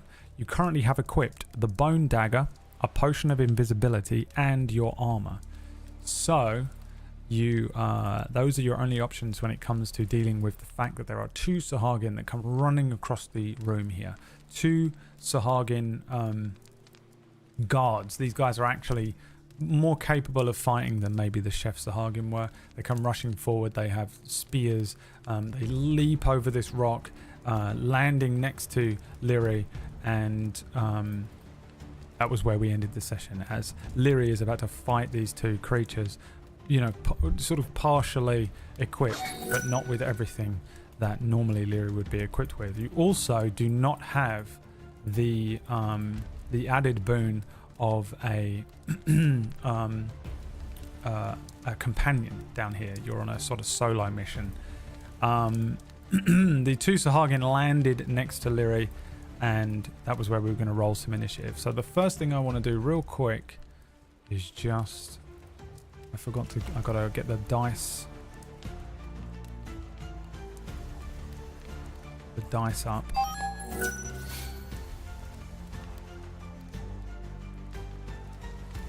Thank you so much for the subs. I'm going to take a look in a second at what we got going on. I appreciate you guys are being really generous today. What did I do? What have I done to deserve the generosity? Look, I haven't done anything. There's nothing special going on. Sometimes I do like 50% off because I'm like, oh, I need some more subs this week. Nothing. Barely even show up. Barely even show up as your DM, and you guys are like, here's all of the money I have in the bank. Here's all of the money I have in the bank, Brad. It's yours. Take it. You're welcome. Okay, let me start the dice bar up real quick. Completely forgot to do it. Take it for granted at this point.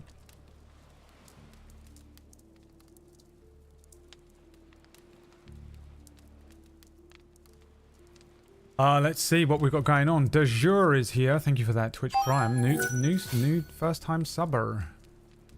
Durky Dirk, thank you for the 2 gifted sub. Femor, Anonymous, Debiru. Horace, did you just get paid? Just won the lottery. Q Margie, thank you for the 5. David, thank you for the 5. I hope you've been taking your medicine, my friend. Gochila, thank you for the resub, 76 months. Amity, thank you for the 46 months. Nayanar, good to see you, me old pal, me old buddy. Shadow and Lux creeping in. My beloved mods. Thank you very much. So you have earned an additional few... What is that? What number is that? I can't fucking see anything.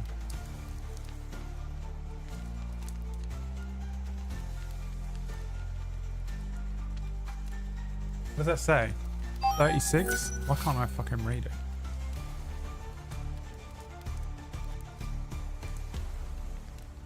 $56? Jesus Christ, really? What the fuck? Holy shit. 7 spins. Oh fuck, we better get on with them then. Here's the first one, earned from last week. What do you get?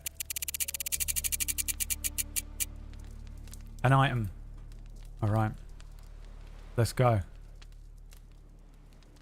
Roll me a d20, chat. The winning roll. We'll pick an item, a d20 of items. This is a non-magical random item, and it could be mundane, it could be cool, it could be useless. We don't know. Exclamation point, roll d20 in the chat to get involved. You don't have to spend money. I appreciate that Max did.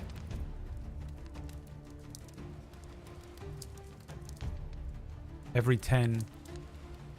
That was a 2. We'll take the first one today. My voice is going, isn't it? Fuck. A large fang belonging to some unknown beast.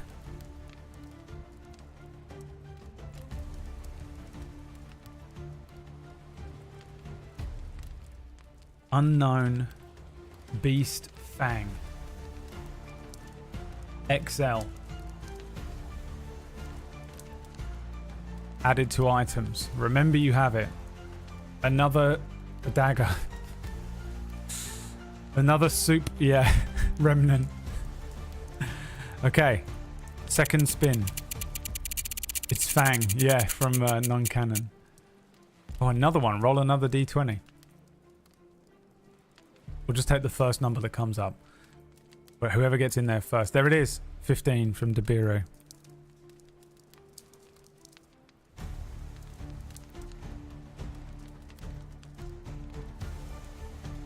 A pipe made from dragon bone. I don't know what that even means. A pipe made from dragon bone. What does it do? I don't know. Oh, is it? Oh, it's a pipe, like a crack pipe. Right. Yeah, that makes a lot more sense. I wasn't even thinking smoking pipe. I was thinking like a fucking pipe that you know, fucking plumbing. a snot flap weapon. Yeah. Okay, a dragon bone pipe. That's pretty cool. So it's a smoking pipe. That's pretty cool. Okay, third spin. Here we go. 4 left after this. Gold. Roll a d20. We'll take the first number. Go, go, go, go, go, go, go, go, go, go. That's how much you get. That's how much you get. Go, go, go, go, go. How much you get? 13. I saw it, I think. I don't know who rolled it, but you get an extra 13, putting you up to 116 gold pieces. You actually earned a lot of gold last week. 113 gold pieces for Lyri right now.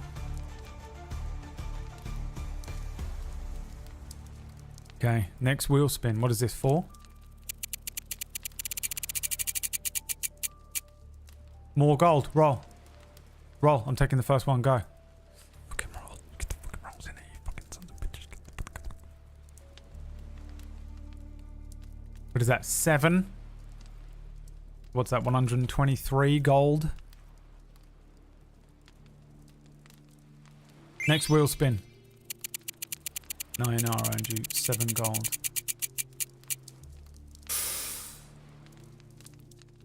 It's not good. It's another encounter. Here's what happens. Here's what happens. Crawling up. Approaching. Swarming. A ring of Sahagin. Come running in after hearing the commotion.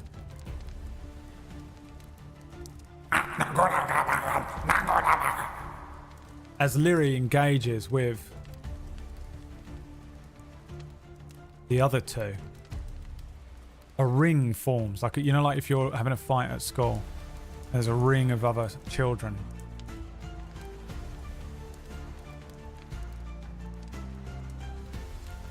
They want to see who's going to do. They start placing bets. Who's going to win? Okay, what is this one? 5? Next wheel spin.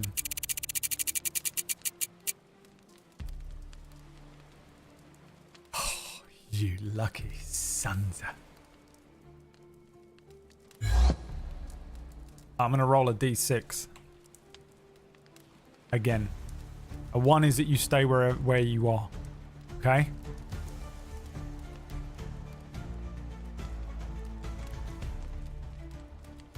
You fucking teleport to the other side of the campfire.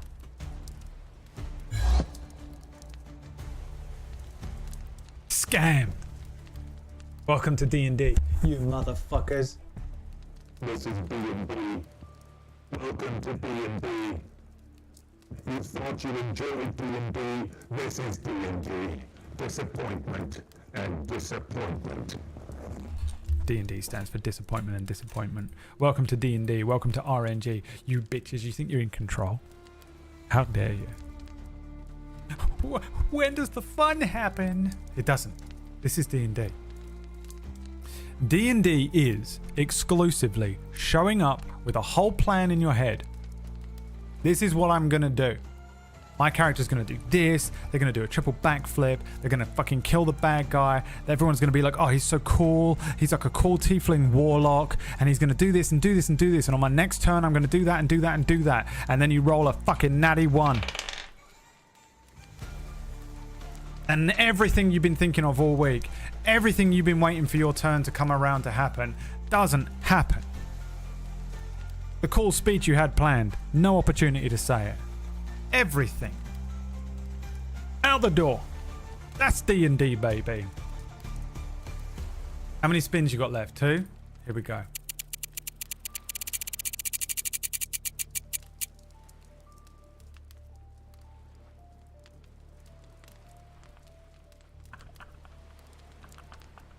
As you teleport, you find yourself tied to this thing again. This fucking stick. That's D&D, baby. Lyri teleports, appearing. The ropes, because of the teleportation, are just like tied around Lyri's leg. You are currently incapacitated and will have to break free of the ropes either during the combat or immediately afterwards. Incapacitated. You've been trapped. And what's this, the last one? Is this the last one, Shadow?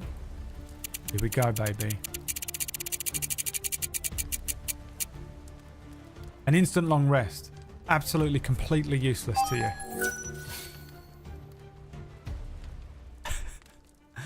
Fully rested. You know what? I'll give you some temporary HP. Okay? I'm going to give you a D8 plus your fighter level of temporary HP. 7. That's pretty great.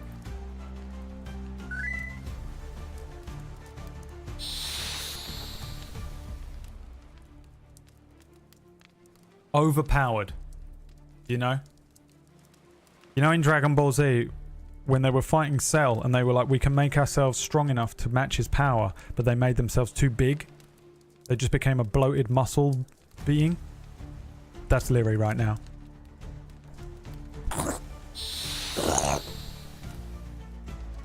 Overpowered by the fates. Or whatever you're called in this. The Spellwind. Okay, have you earned another wheel spin? Yeah, here we go. One more. This one, a wheel spin from Horus and Shadow the Wreck God. Gods of money. Both of them literally gods. Horus is the god of eyeballs and Shadow is the Wreck God. The gods shine upon you today, chat. Praise be unto Shadow. Praise be unto Horus. For they praise upon you as you and their light spills upon thine faces.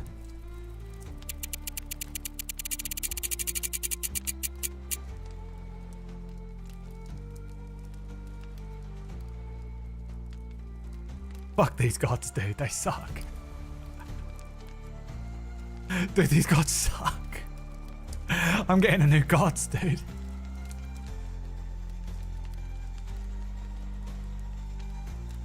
God is dead. God is dead. Alright, well that takes this encounter. That's ×3 encounter. ×3 encounter.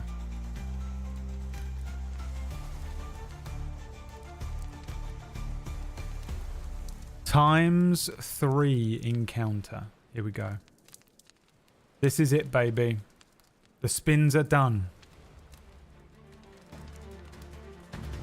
The spins are done. Lyri, the spell wind blowing through the tunnels here. And what has happened has happened. Gold appearing in Lyri's purse. Leg trapped in ropes and netting as they are teleported away from the flanking position of the Sahagin. But as they look around, the Sahagin flooding into the room from the cave system, crawling up out of the water. There appears to be only one exit that is clear here. You either have to make it. Let's see here. 65. Jesus, Bradley. What is happening to this computer? 75 feet away, 85 feet away from Lyri is the exit. This is where you got to get to.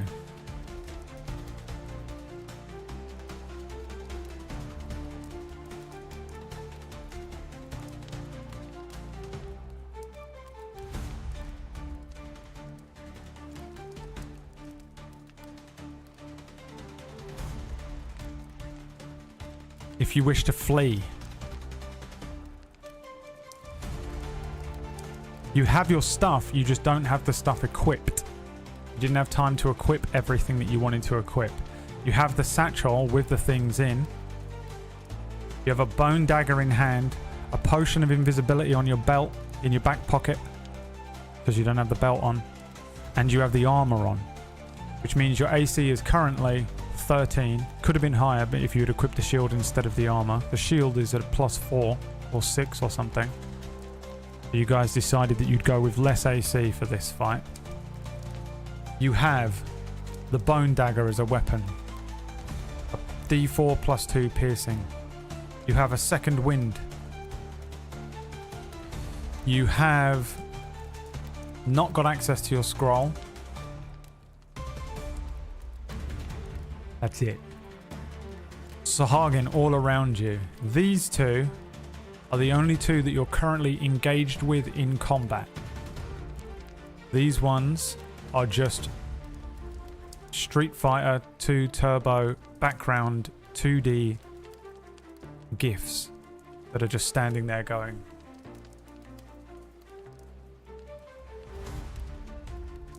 And there's one that's like,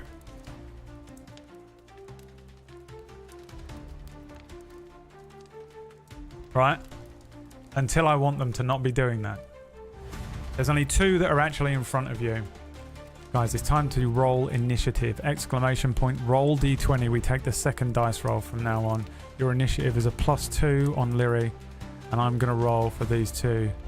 Sahagin, the two that you're currently engaged with in the fight. Call him Green Sahagin and Blue Sahagin. Hang on, fuck that up. Green Sahagin is going on a 6. Blue Sahagin going on a 9. Why are you rolling? Why is this not doing this? Are they considered the same?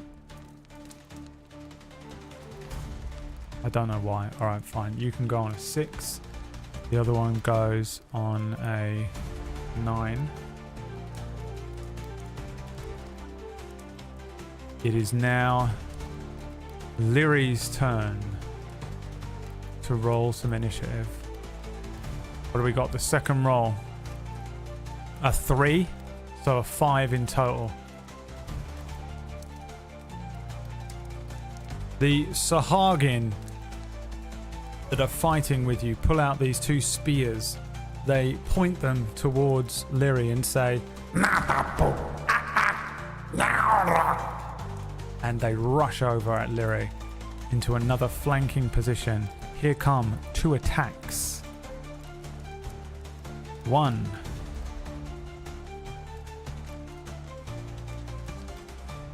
A natural 20.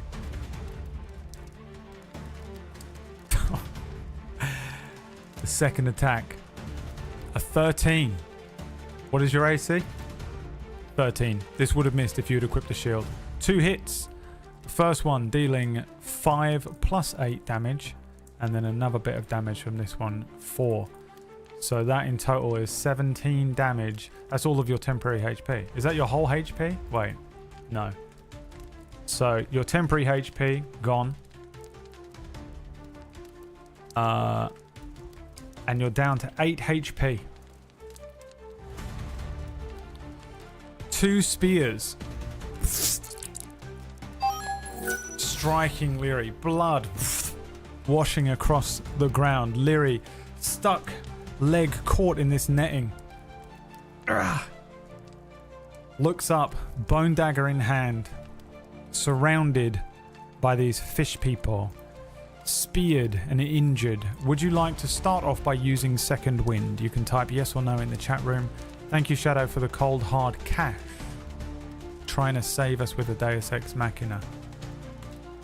I assumed you'd want to just start with the second wind, because I know if I don't start you off with the second wind, you won't shut up about it. It's time to use the second wind.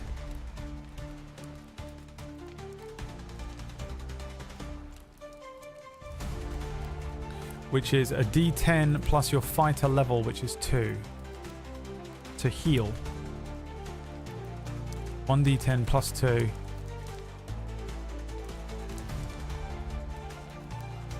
You are welcome. Maximum healing of 12. Oh wait, hang on. That's overhealed you to 20. I didn't know it could do that. You're at 18.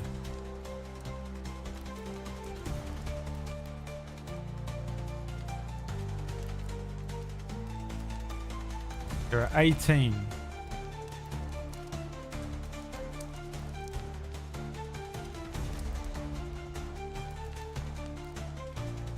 Lyri stands there.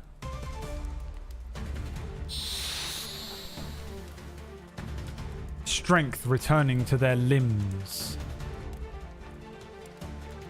Steeling themselves after that attack. It is now time to ask you the question. What does Lyri do? So your options are melee attack, 1 Sahagin, bone dagger. This is your action. This is what you use your action to do. Attempt to break free of trap. This is an athletics check.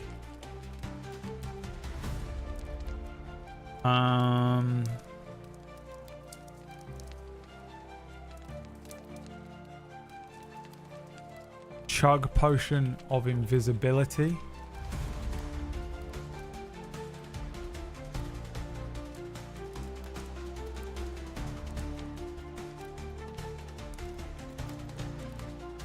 That's all I can think of that you can really do right now.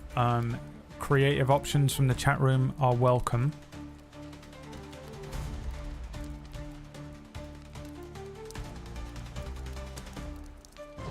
And here we go.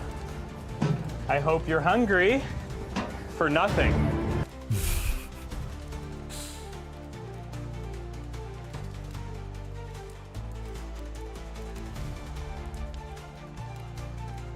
What's it gonna be? You can't disengage. You are trapped.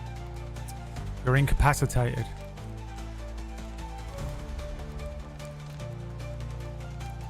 Equip shield. I guess. What was the rule that I feel like I made a rule like this is what you have for the fight.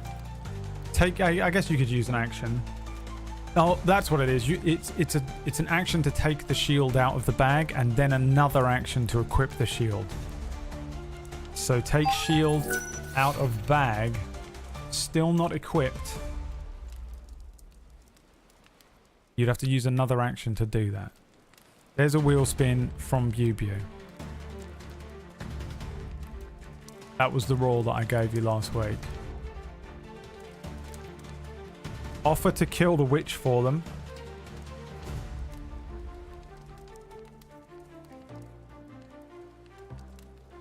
Do we have advantage because we can chop the ropes with the dagger?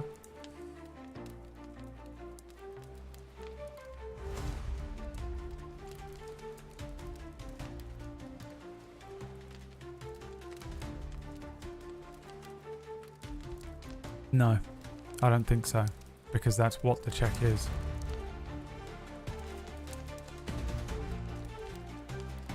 You could action surge after this, but let's just do the first action, and if you want to action surge, we can do it afterwards. C3PO them. Dance like a snake to convince them we're an avatar of Kuthalagan. Offer to bring them tastier meat. Goblin.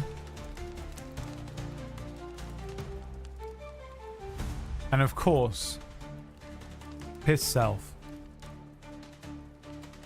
It's going. Bubu, thank you for the gift subs. Is that a wheel spin? It is. Okay, let's play this first action out.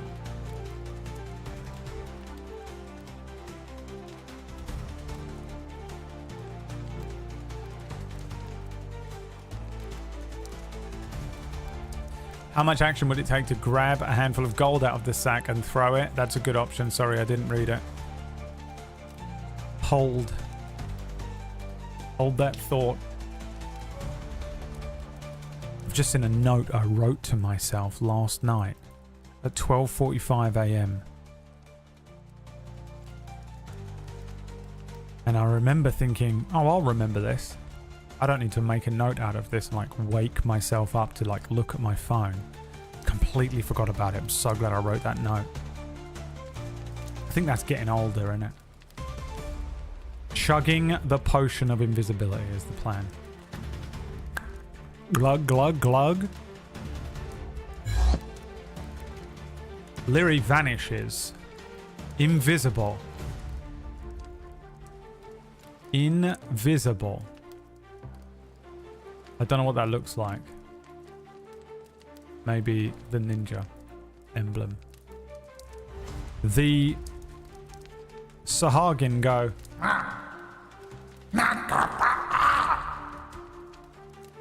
Let's spin the wheel and see what you get from a gift from Bubu, aka the United States government, and Shadow the Ret God.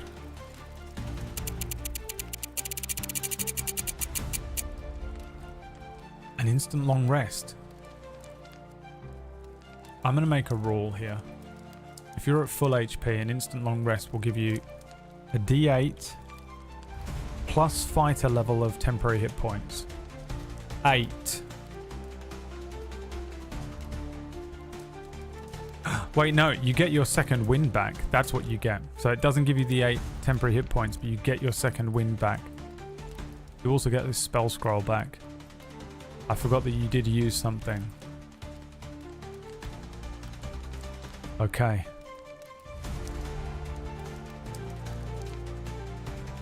I hope you're hungry. For nothing. Would you like to action surge? This will give you another action. You have one left. I'll tell you what. I'm going to give you a free action surge. It's pay to win game. Forget it.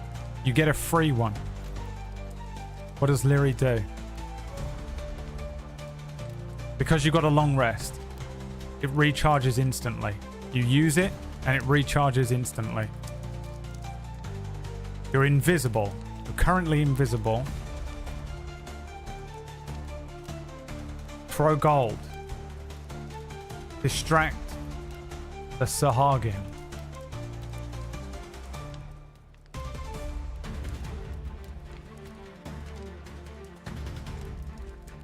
Intimidate.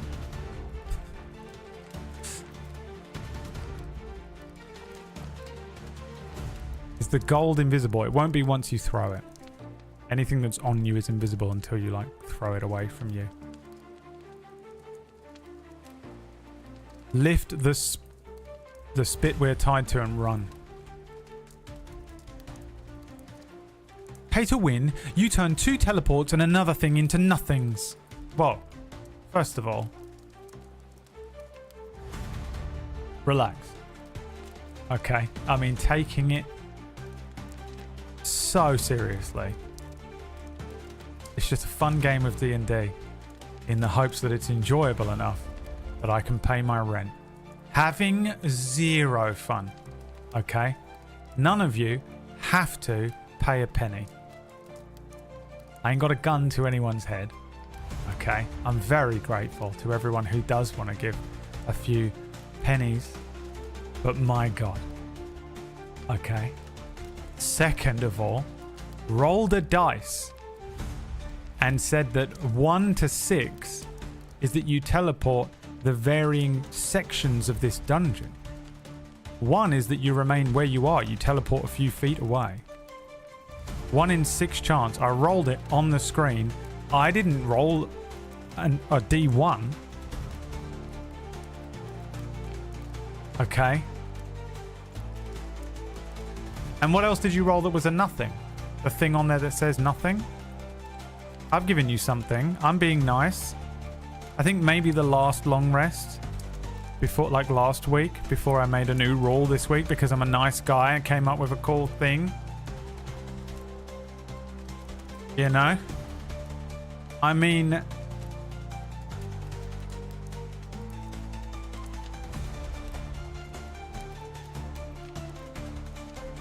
doing my best here. Trying to win D&D so badly. How's it feel to not have that Felix money? I've never had that Felix money, so it feels the same as I've always felt. Dog shit commenter. How does it feel to be the worst person in here that no one likes? I want to win D&D and then I see how chat votes.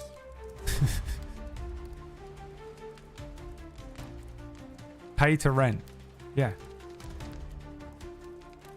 But it's okay. Thank you for making me feel bad. Kirsty. Appreciate it. Attempt to break free of the trap. Okay, that's an athletics check. +3 to this check, chat. We take the second roll.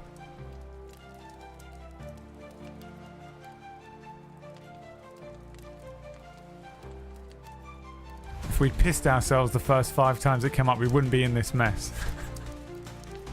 A natural 1 from Plumrug. We're taking the second roll.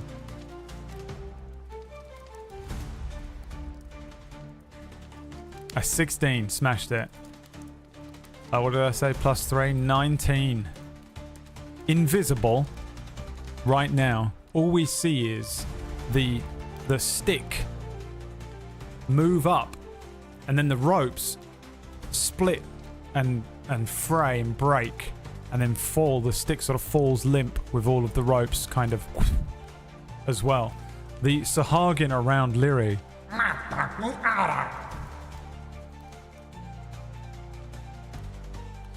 confused. You are no longer incapacitated. Congratulations. And that was the previous action surge, which immediately recharges. By the way, you're welcome. Nothing. Oh, we got nothing for it. You get your second win and your action surge back. So, could have just been nothing, but, you know, felt bad about it. Decided, you know, people are giving me some money. Let's at least give them something shit in our game of make-believe. Or ultimately, you get nothing anyway. So, you know, thanks for making me feel bad about it, Kirsty. Really appreciate it. So, you know how I did that and tried to make it feel like it wasn't a complete waste of money and give you something for it? It does mean you have another action. So thank you for making me feel bad about it, but would you like to use your action surge now? You still have it. Would you like it? And you can just type yes or no in the chat. We'll do a yay and nay. We'll do a yay and nay. Thank you for something, Brad. No, thank you all for the real cold hard cash and money, and I hope that you're enjoying the game. And those of you that are not enjoying it, you can just not be here if you don't want. If you don't like it. Like I've got them trapped, you know. I tied them to a fucking stick. But I could be doing something else right now. Like I went into their house, tied them to the chair. I hate the internet, man. Some of you are cool. Yes, to the action surge. All right, here we go. What does Lyri do now? So you are free of the trap. You can still do all of these things, but I saw like run and dash. Run and dash away, which is like 60 feet of movement. Away you go.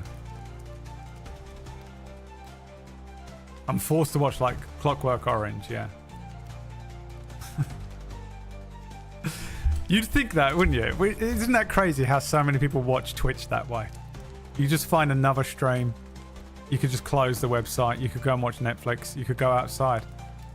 The way people act like they're being forced to watch a stream. Can't believe you've done this. Oh, fuck. Run and dash wasn't on there. Hold on. Fucking run and dash. 60 feet.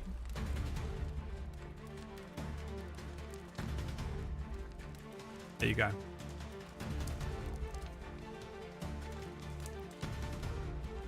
Can we add disengage?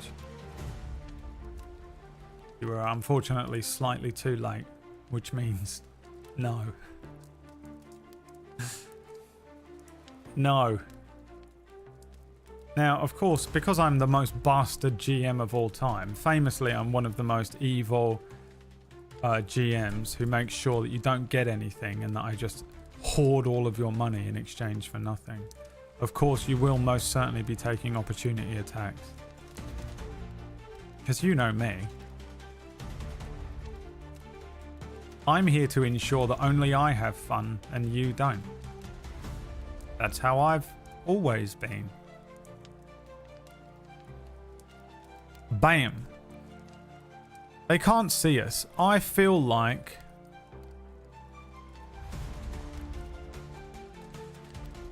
they have no idea what happened here. They're too stupid. Their intelligence is pretty high. I'm not giving them credit here. I'm going to roll an intelligence check. I thought their intelligence was a 4. Turns out their int stat is a 12. With 10 being average. Which means their int stat is a 12, which means it's about 4 higher than pretty much all of you in the chat room. That's hilarious. I've been playing them as dumb as shit. Here we go. 10. I think they're aware that you've turned invisible, but they don't know where you are. I'm going to let you run and dash. What's the button to know how far? What is it? Alt? Nope. Control. Why can I never remember this? I never use it. I've been using Foundry all week. Oh, it's right click, isn't it? That's it. Okay, so this is 50 feet. And then you got another 60 feet to here. I think it's enough. I think it's enough. Congratulations. You're out of combat. A cutscene begins. A cutscene, you scream into the chat room. We see Lyri invisible, but in that, you know when you're watching a cutscene and you can see that the invisible person is there? And when you're watching a cutscene like that with someone who's really stupid, you're sitting there with your brother and you're watching someone who's invisible, and for the sake of the audience, they've made the invisible person kind of translucent, but you know that's just so we know where they are, and that actually in the game, in the movie, in the TV show, no one else can see where they are. But just so that we as an audience know where they are, you can kind of make out where they are, and then the person sitting next to you goes, well, they're really obvious that you can see where they are, and you're like, ah, you don't know how to watch TV. You suck. That happens. Lyri, invisible, bag over one shoulder, bone dagger in hand, invisibility potion, which lasts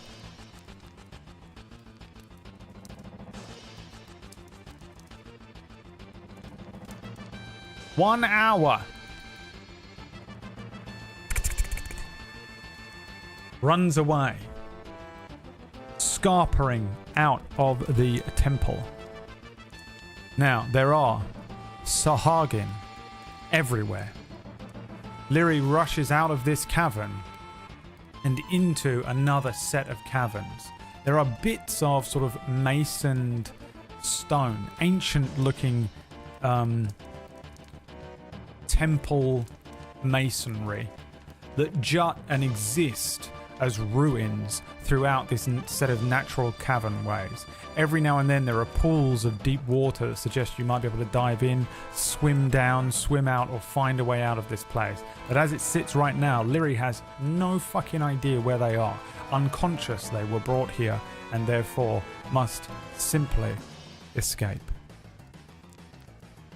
Running around the first tunnel, coming to a branching tunnel, there is the sound of Sahagin deep within these tunnels, coming and echoing off of the varying corridors.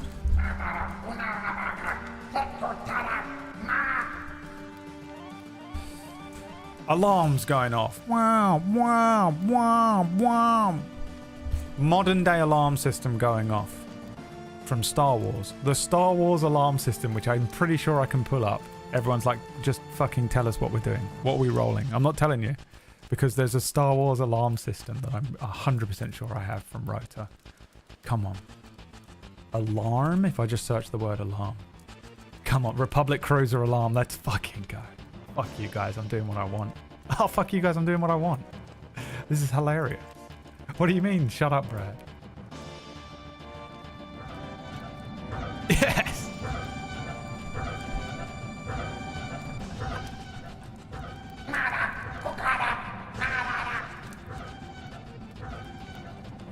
You hear the Sahagin. Underneath, on the bottom, because it's Star Wars now, there's subtitles that say, "Find our dinner, or you go hungry again."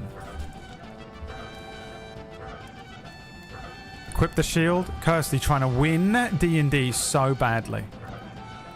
And because of that, you can't. You're in a cutscene. This is now a set of skill checks. You're in a skill challenge. There is nothing. There's no... You're playing a Final Fantasy. You're playing a JRPG. And the character is just running.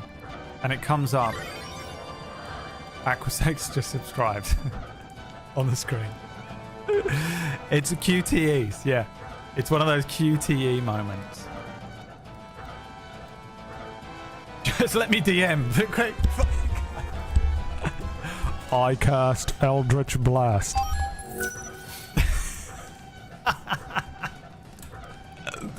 This is what I did. This is DMing, by the way.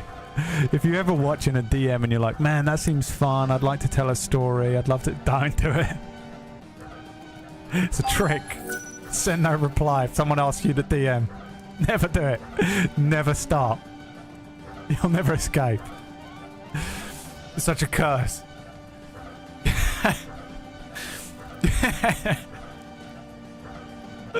Kirsty's just sat there like, what the fuck?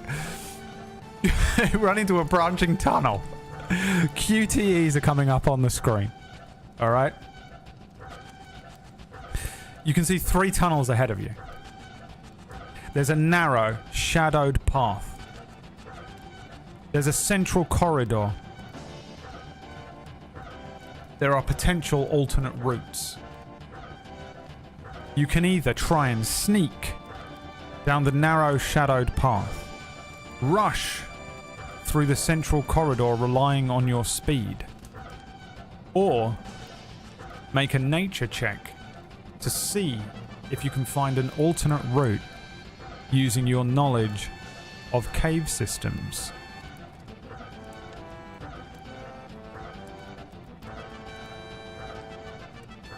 What does Lyri do? Take the narrow shadowed path. Rush through the central corridor relying on speed. Look for an alternate route using your knowledge of cave systems. 1, 2, or 3. Those are your QTEs, Kirsty. Those are your options.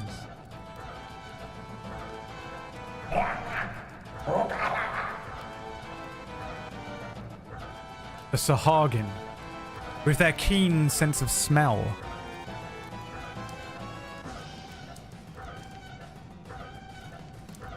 with their limited amphibiousness, and with their shark telepathy, which is apparently something that they have, closing in on all sides. What does Lyri do?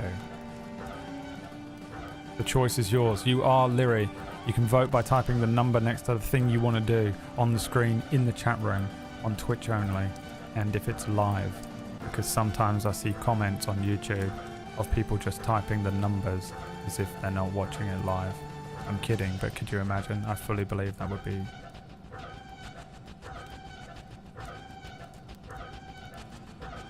a thing. The plan here is rush through the central corridor, relying on speed. Alright, babies. Here we go. This exclamation point roll d20 in the chat room is an athletics check. You got to beat a 12 and you have a +3 to whatever you roll.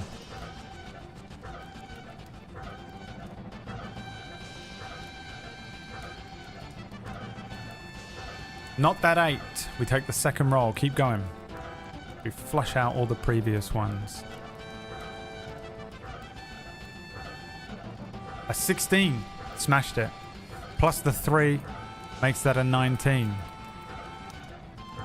Sliding around this corner and seeing the 3 different options. Lyri, invisible in that Metal Gear Solid 2 way, rushes forward. Legs just pumping. Boom, boom, boom, boom, boom. Dashing straight down this central corridor, relying on the strength and conditioning of years as a soldier in a foreign kingdom across the water. Bombs like the flash down this central corridor. The sounds of the Sahagin disappearing behind Lyri.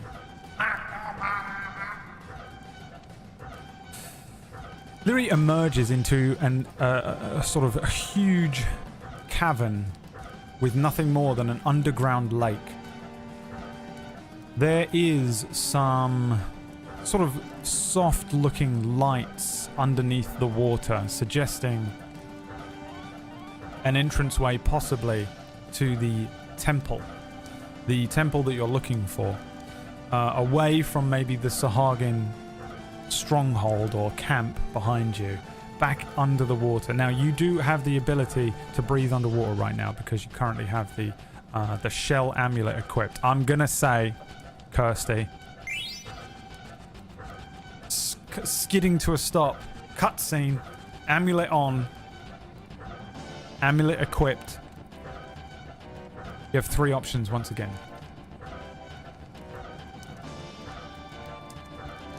You can swim directly across to where you see a potential temple entrance, staying submerged.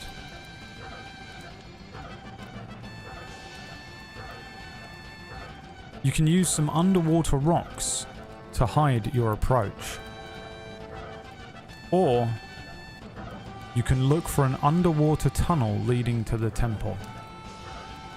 An enormous underground lake, some soft lights, varying different approaches to the entranceway of this temple.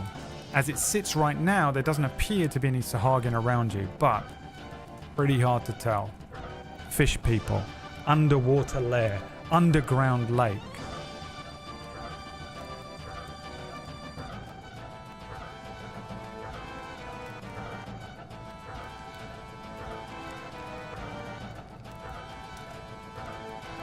What would you like to do?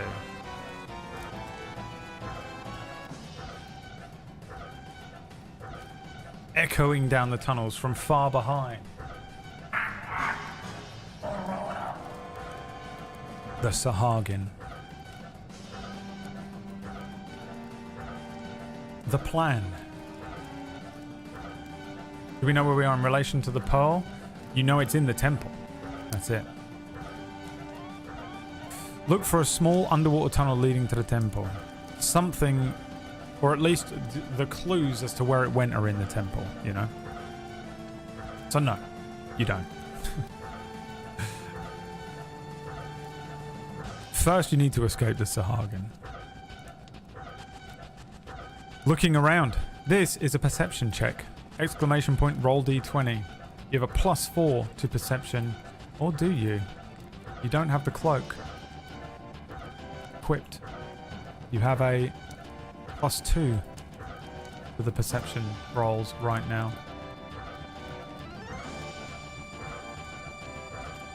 We take the second roll. You have to beat a 10. Which means that first roll of an 8 would have done it, but what's it going to be? Because we're taking the second one.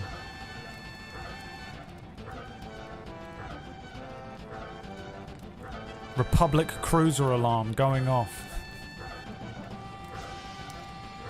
Lights, red and blue, blaring. A 13 smashed it. Diving into the water and looking around.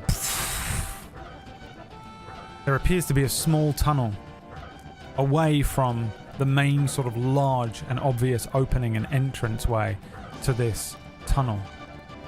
Swimming down this tiny little tunnel in the hope of avoiding patrols, Lyri comes to a temple entrance. Thank God he finished that sentence. Ahead of you is a mystical door.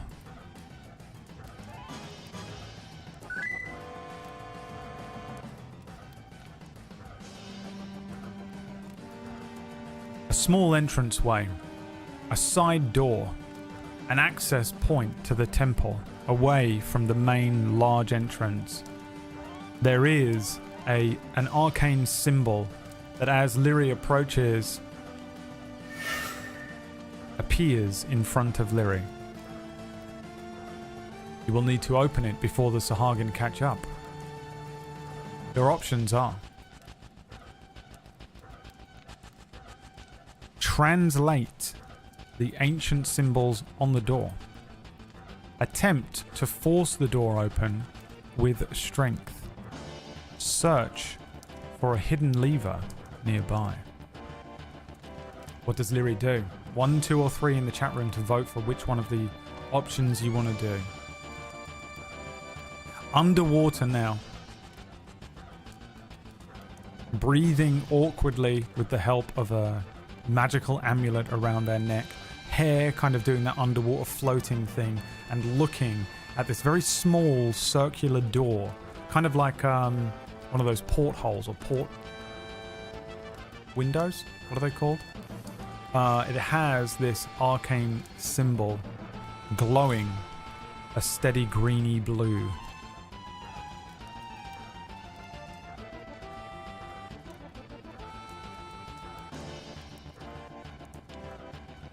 You can't read. You don't need to be able to read. This isn't a language. These are symbols, runes.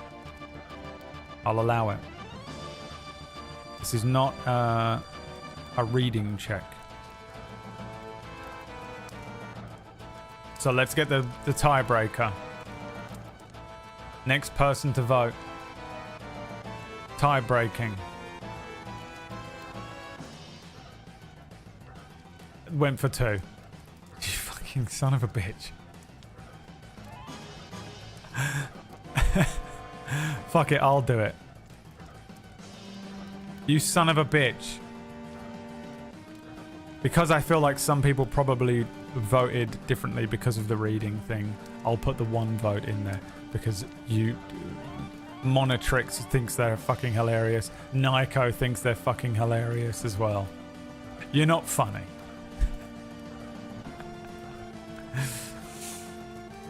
Translating the symbols on the door. Taking a moment to see if they recognize the symbols. Lyri will need to make me an Arcana check. Exclamation point, roll d20. You have a -1 to Arcana check rolls. Let's see if you can figure it out.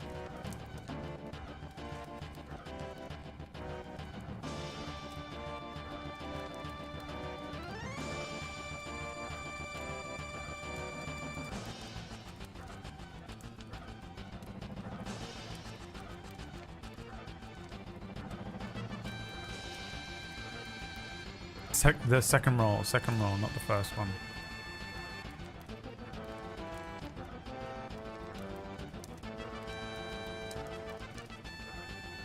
A 12, damn. -1.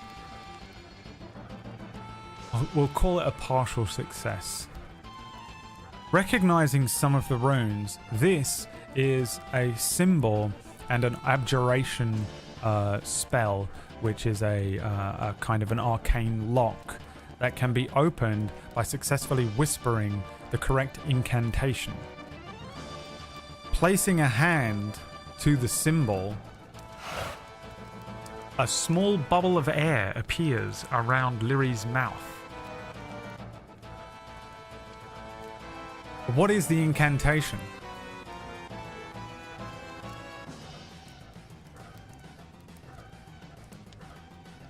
Is it the word rice? Is it melon? Mel. You tell me, chat. What is the incantation? Open up, bitch.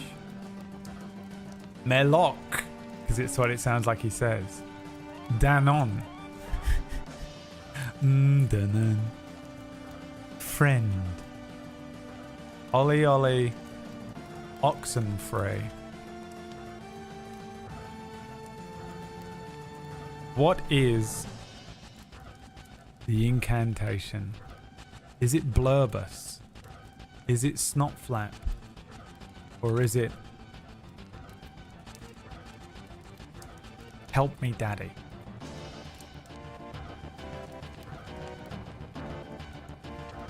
Choice is yours. What does Lyri speak as an incantation?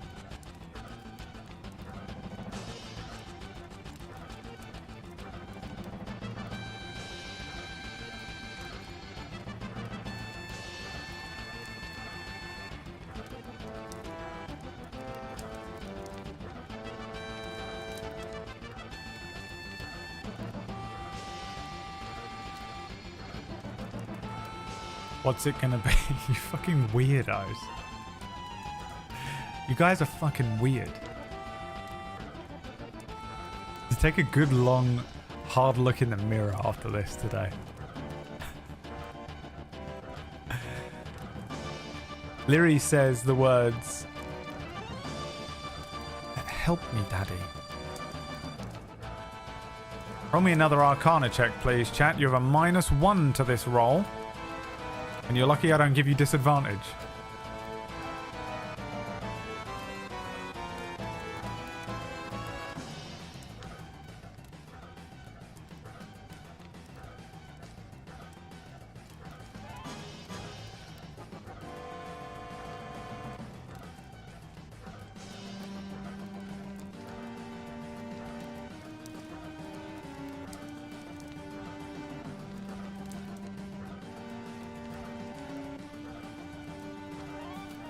Little freaks.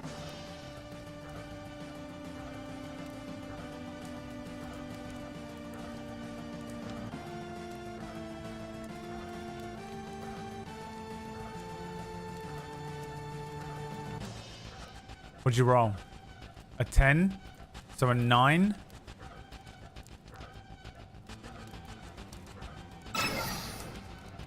Lyri is hit by a pulse of force damage. Was the incorrect word. You take 1 point of force damage. Boom.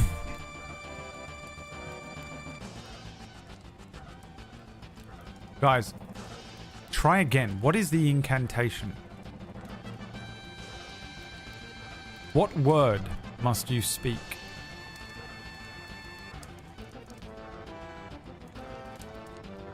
Find clue for word. You don't have one because you failed the check. Penance, money, unlock, braid woat, bidly,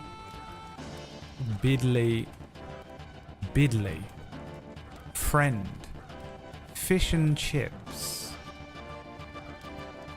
Dirky Dirk is like, I think we should just spin the wheel, guys. Open sesame. Gary. Password 123. Fringe. Dirky Dirk, thank you for the gift subs. Naya Shadow. 3 more and we'll spin the wheel. Very much appreciate all of the subs and the tips today. I mean, Jesus. If I could afford it, I would be buying turkey tonight for Thanksgiving and having a private one-man Thanksgiving.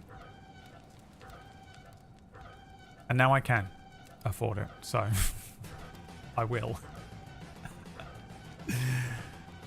What word will you open the door with, chat? What's it gonna be? Okay, Jesus Christ. It's gonna be, oh, a deal breaker. Can someone break the tie? 7 and 7. Can anyone break the tie between Open and Gary? Going with Open. It's an Arcana check. -1 to your Arcana. Let's go. Why would it be Gary? I mean, it's whatever word you pass the Arcana check on. So it could very well be Gary. There's no pre-written word. It's just what word is it? You guess. And then you pass the Arcana check. And that's the word.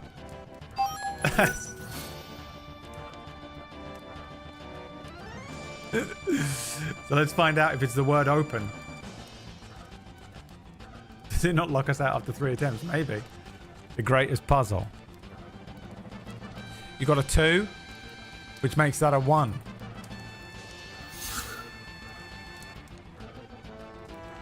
Another 1 force damage. Okay.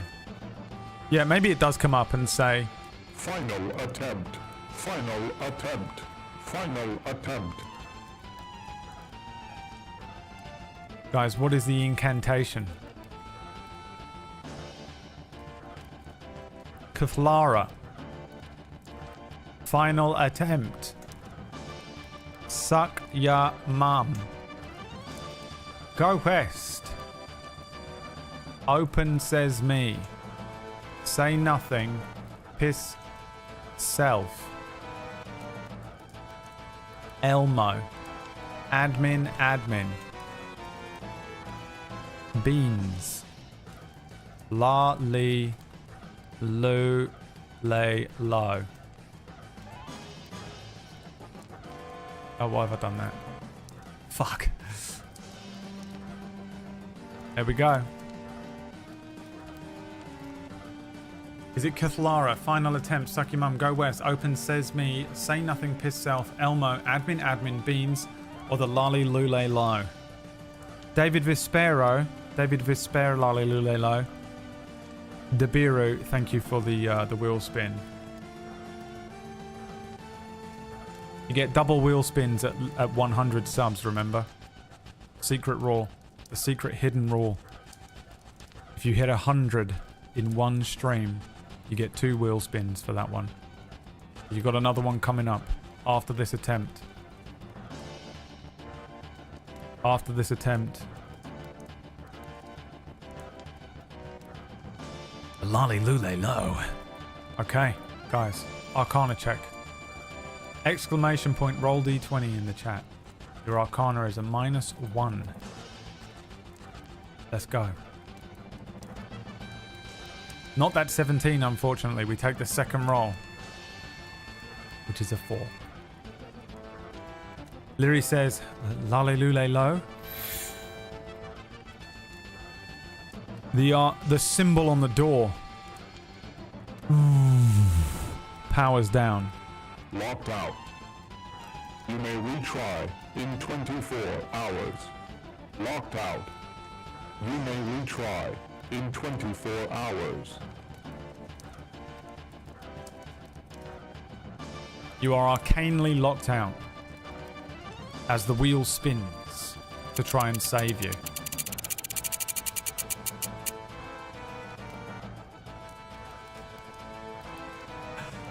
Oh, well, you know what? It could still work out for you. What does Leary do?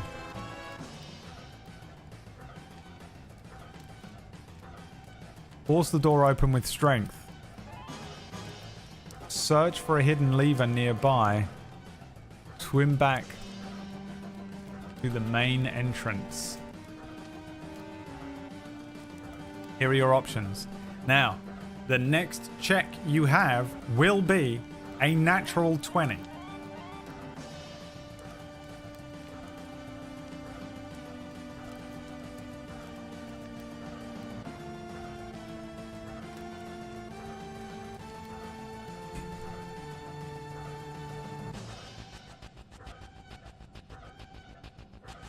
What do you want to do?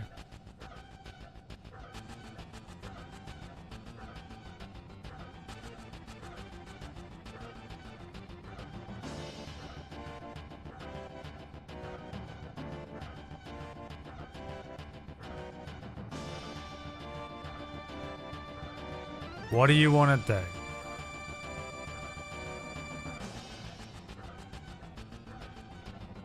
Force the door open with strength. Let's see what you would have won.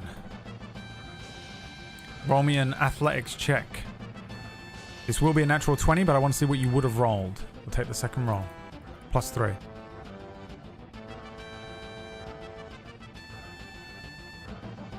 Second roll. Dude, this is so fun every week. Maybe you don't think it's fun, but I find it fun. A 9. You would have failed. However, with unbelievable strength, with unbelievable might, and with the power of 100 men, Leary swims towards the door, shoulder barge, pure muscle mummy. This thing breaks. The arcane abjuration does nothing against the might of Leary's shoulder. Water flooding in. This cave rolling over.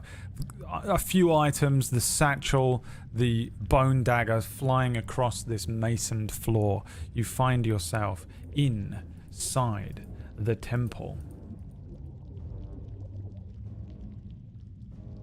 Water rushing in from the hole that you've made in the doorway for a few seconds before the arcane abjuration replaces itself. The drop to the ground, Leary kind of rolls over and it sort of splays out as just a wash of water spills and drains away in this underwater temple. Looking up and about, you see this smaller chamber that clearly leads into a larger chamber. You've come in through a side door here. Or a side entrance, or what might have been a window once, something like that. Around you is a sort of alien structure, very blocky in its and sort of brutalist in its architectural style. Very ancient looking, but a little less eroded than it looked like from the outside. On the outside, the stone had been worn down by the water, the salt water, and age and time. On the inside, it's been maintained pretty well.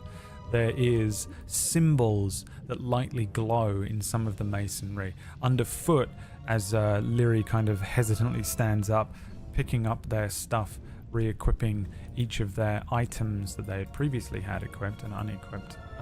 The shield. We'll figure out which bits and pieces next time. These items, and looking around, you have made your way into the temple itself. You finally made your way into the sunken temple. Parts of this temple are overgrown with coral. It seems to be sort of breaking through parts of the masonry. And from that coral, there is dark algae, which is kind of covering varying parts of this place. But for the most part, it seems to be in good nick. There is no creatures in here. You don't hear the sounds of Sahagin. There are no things that come rushing towards you. For now, it seems as though you're alone, or at least for long enough that you're able to sort of re-equip your items, take a moment, and level up. We're leveling up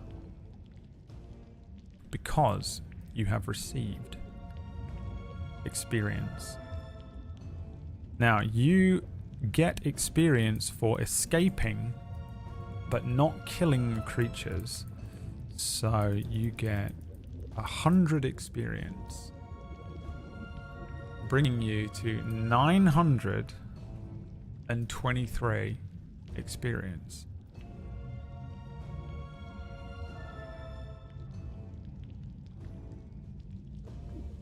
Making you level 3.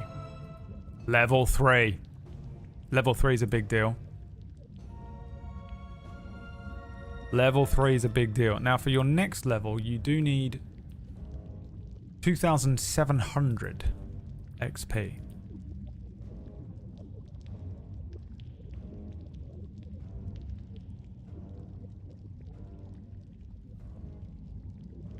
$2,700 XP.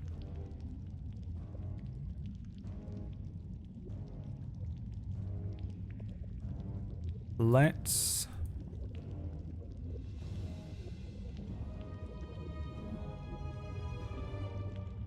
me look at this.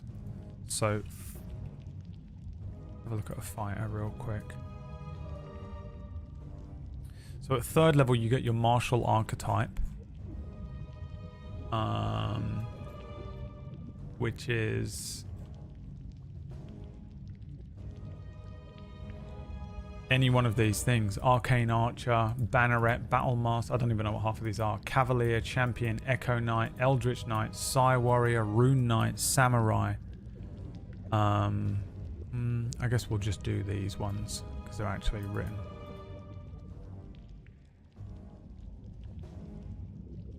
At 3rd level, you choose an archetype that you strive to emulate in your combat styles and techniques. The archetype you choose grants you features at 3rd level and again at 7th, 10th, 15th and 18th level.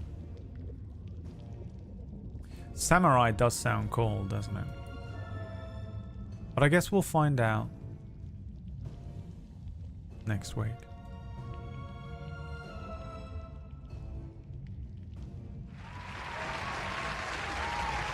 So next week we're going to do a bit of, I would continue here, but I think this is an ideal place to stop. I know it was a bit of a short one, but we were fucking around. We've had fun all day, all right? We've had fun today. We saw what Centillion looks like. We roasted Bew Bew. Kirsty's never going to survive the damage done.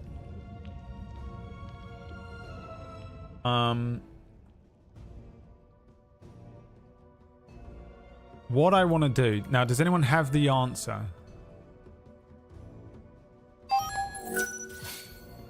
Two more gift subs. How many do you have left to get another spin? We can start next week with another spin. Does anyone have the answer to my D&D Beyond sheet question? Can we make a D&D... You can't edit other people's sheets. So if I make the sheet on D&D Beyond, I can share it. Oh, you can access it through a Twitch extension. I don't think that helps people who might be looking and might be watching a mobile and iPad, right? But I'll do that. Oh, we'll do it next week together. I've never made a thing on D&D Beyond. I do have a D&D Beyond account. Let me just double check here. Create a character. Okay. We'll do this next week. I found this. How to generate a share link for some of my characters. My character's page. Click on the character share box. Double check the privacy setting. Okay, cool. Right. Remind me of this next week, Kyrie. I mean, just not your job at all as a human being out there, you know. Just so not your job at all. Has a family of 4, Kyrie. Has like 6 kids to worry about. A fat, disgusting husband filled with Thanksgiving turkey who ignores her.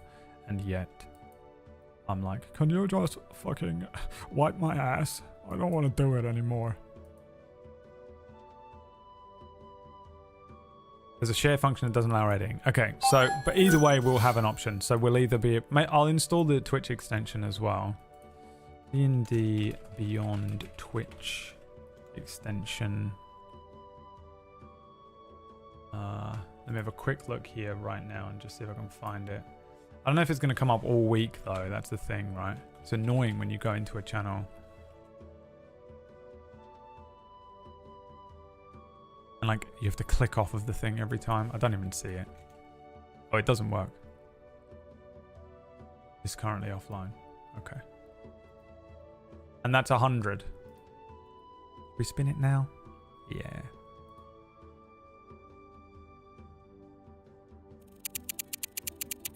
It's going to be teleport. 100%.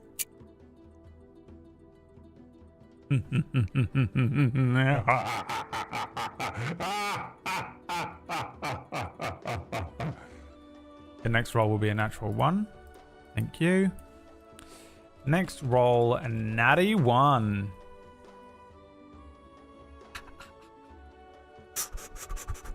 Let me add the rule that I made up today. And also just remember, because I will forget. If spin long rest, 1d8 plus level temp HP. If spin equals long rest and already fully rested. We'll do that. So that you always get something. So that fucking people like Kirsty don't give a shit. For our imaginary game.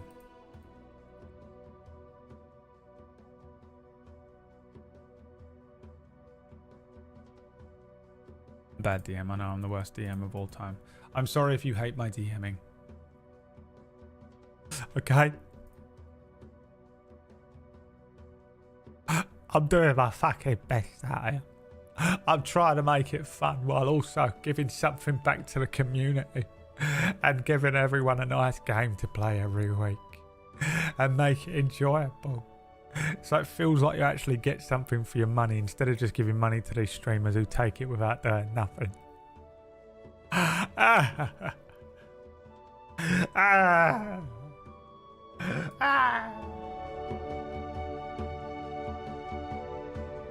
Master Wayne.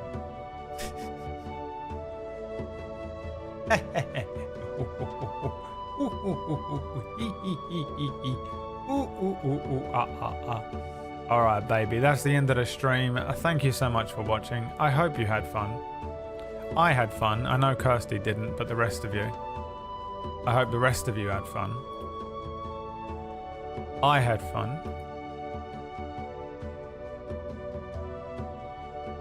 We will be continuing next Sunday. On Sundays, we play a little bit of D&D.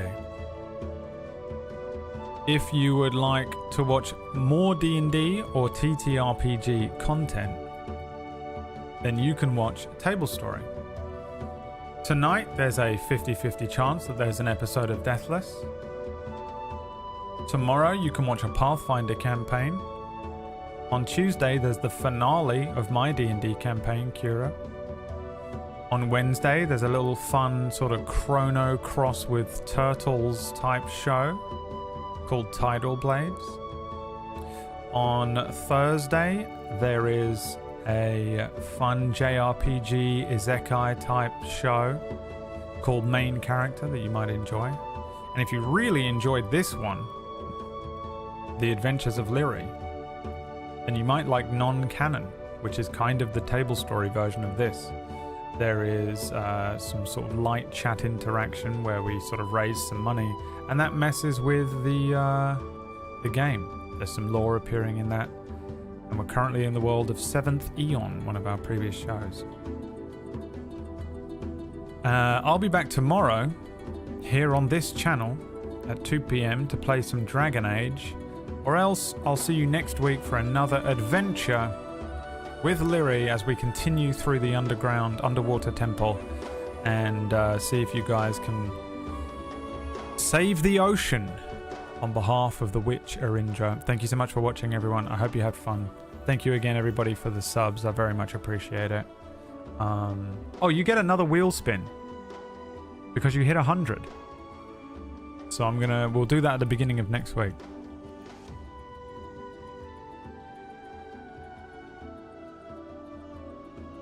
Lest we forget. And we'll set up the sheet next week on D&D Beyond so you can look at it through that. Alright. Thanks so much for watching, everyone. Have a wonderful rest of your weekend. Thank you very much for the people who came and subscribed and gifted subs. Thank you very much for people that donated. I very much appreciate it. I know I'm not the most freak out, crying on the screen, overreactive streamer, but inside, I've shit myself. Probably means I need to go to hospital. Thank you very much, everyone. Have a wonderful week. Bye. Bye. Bye.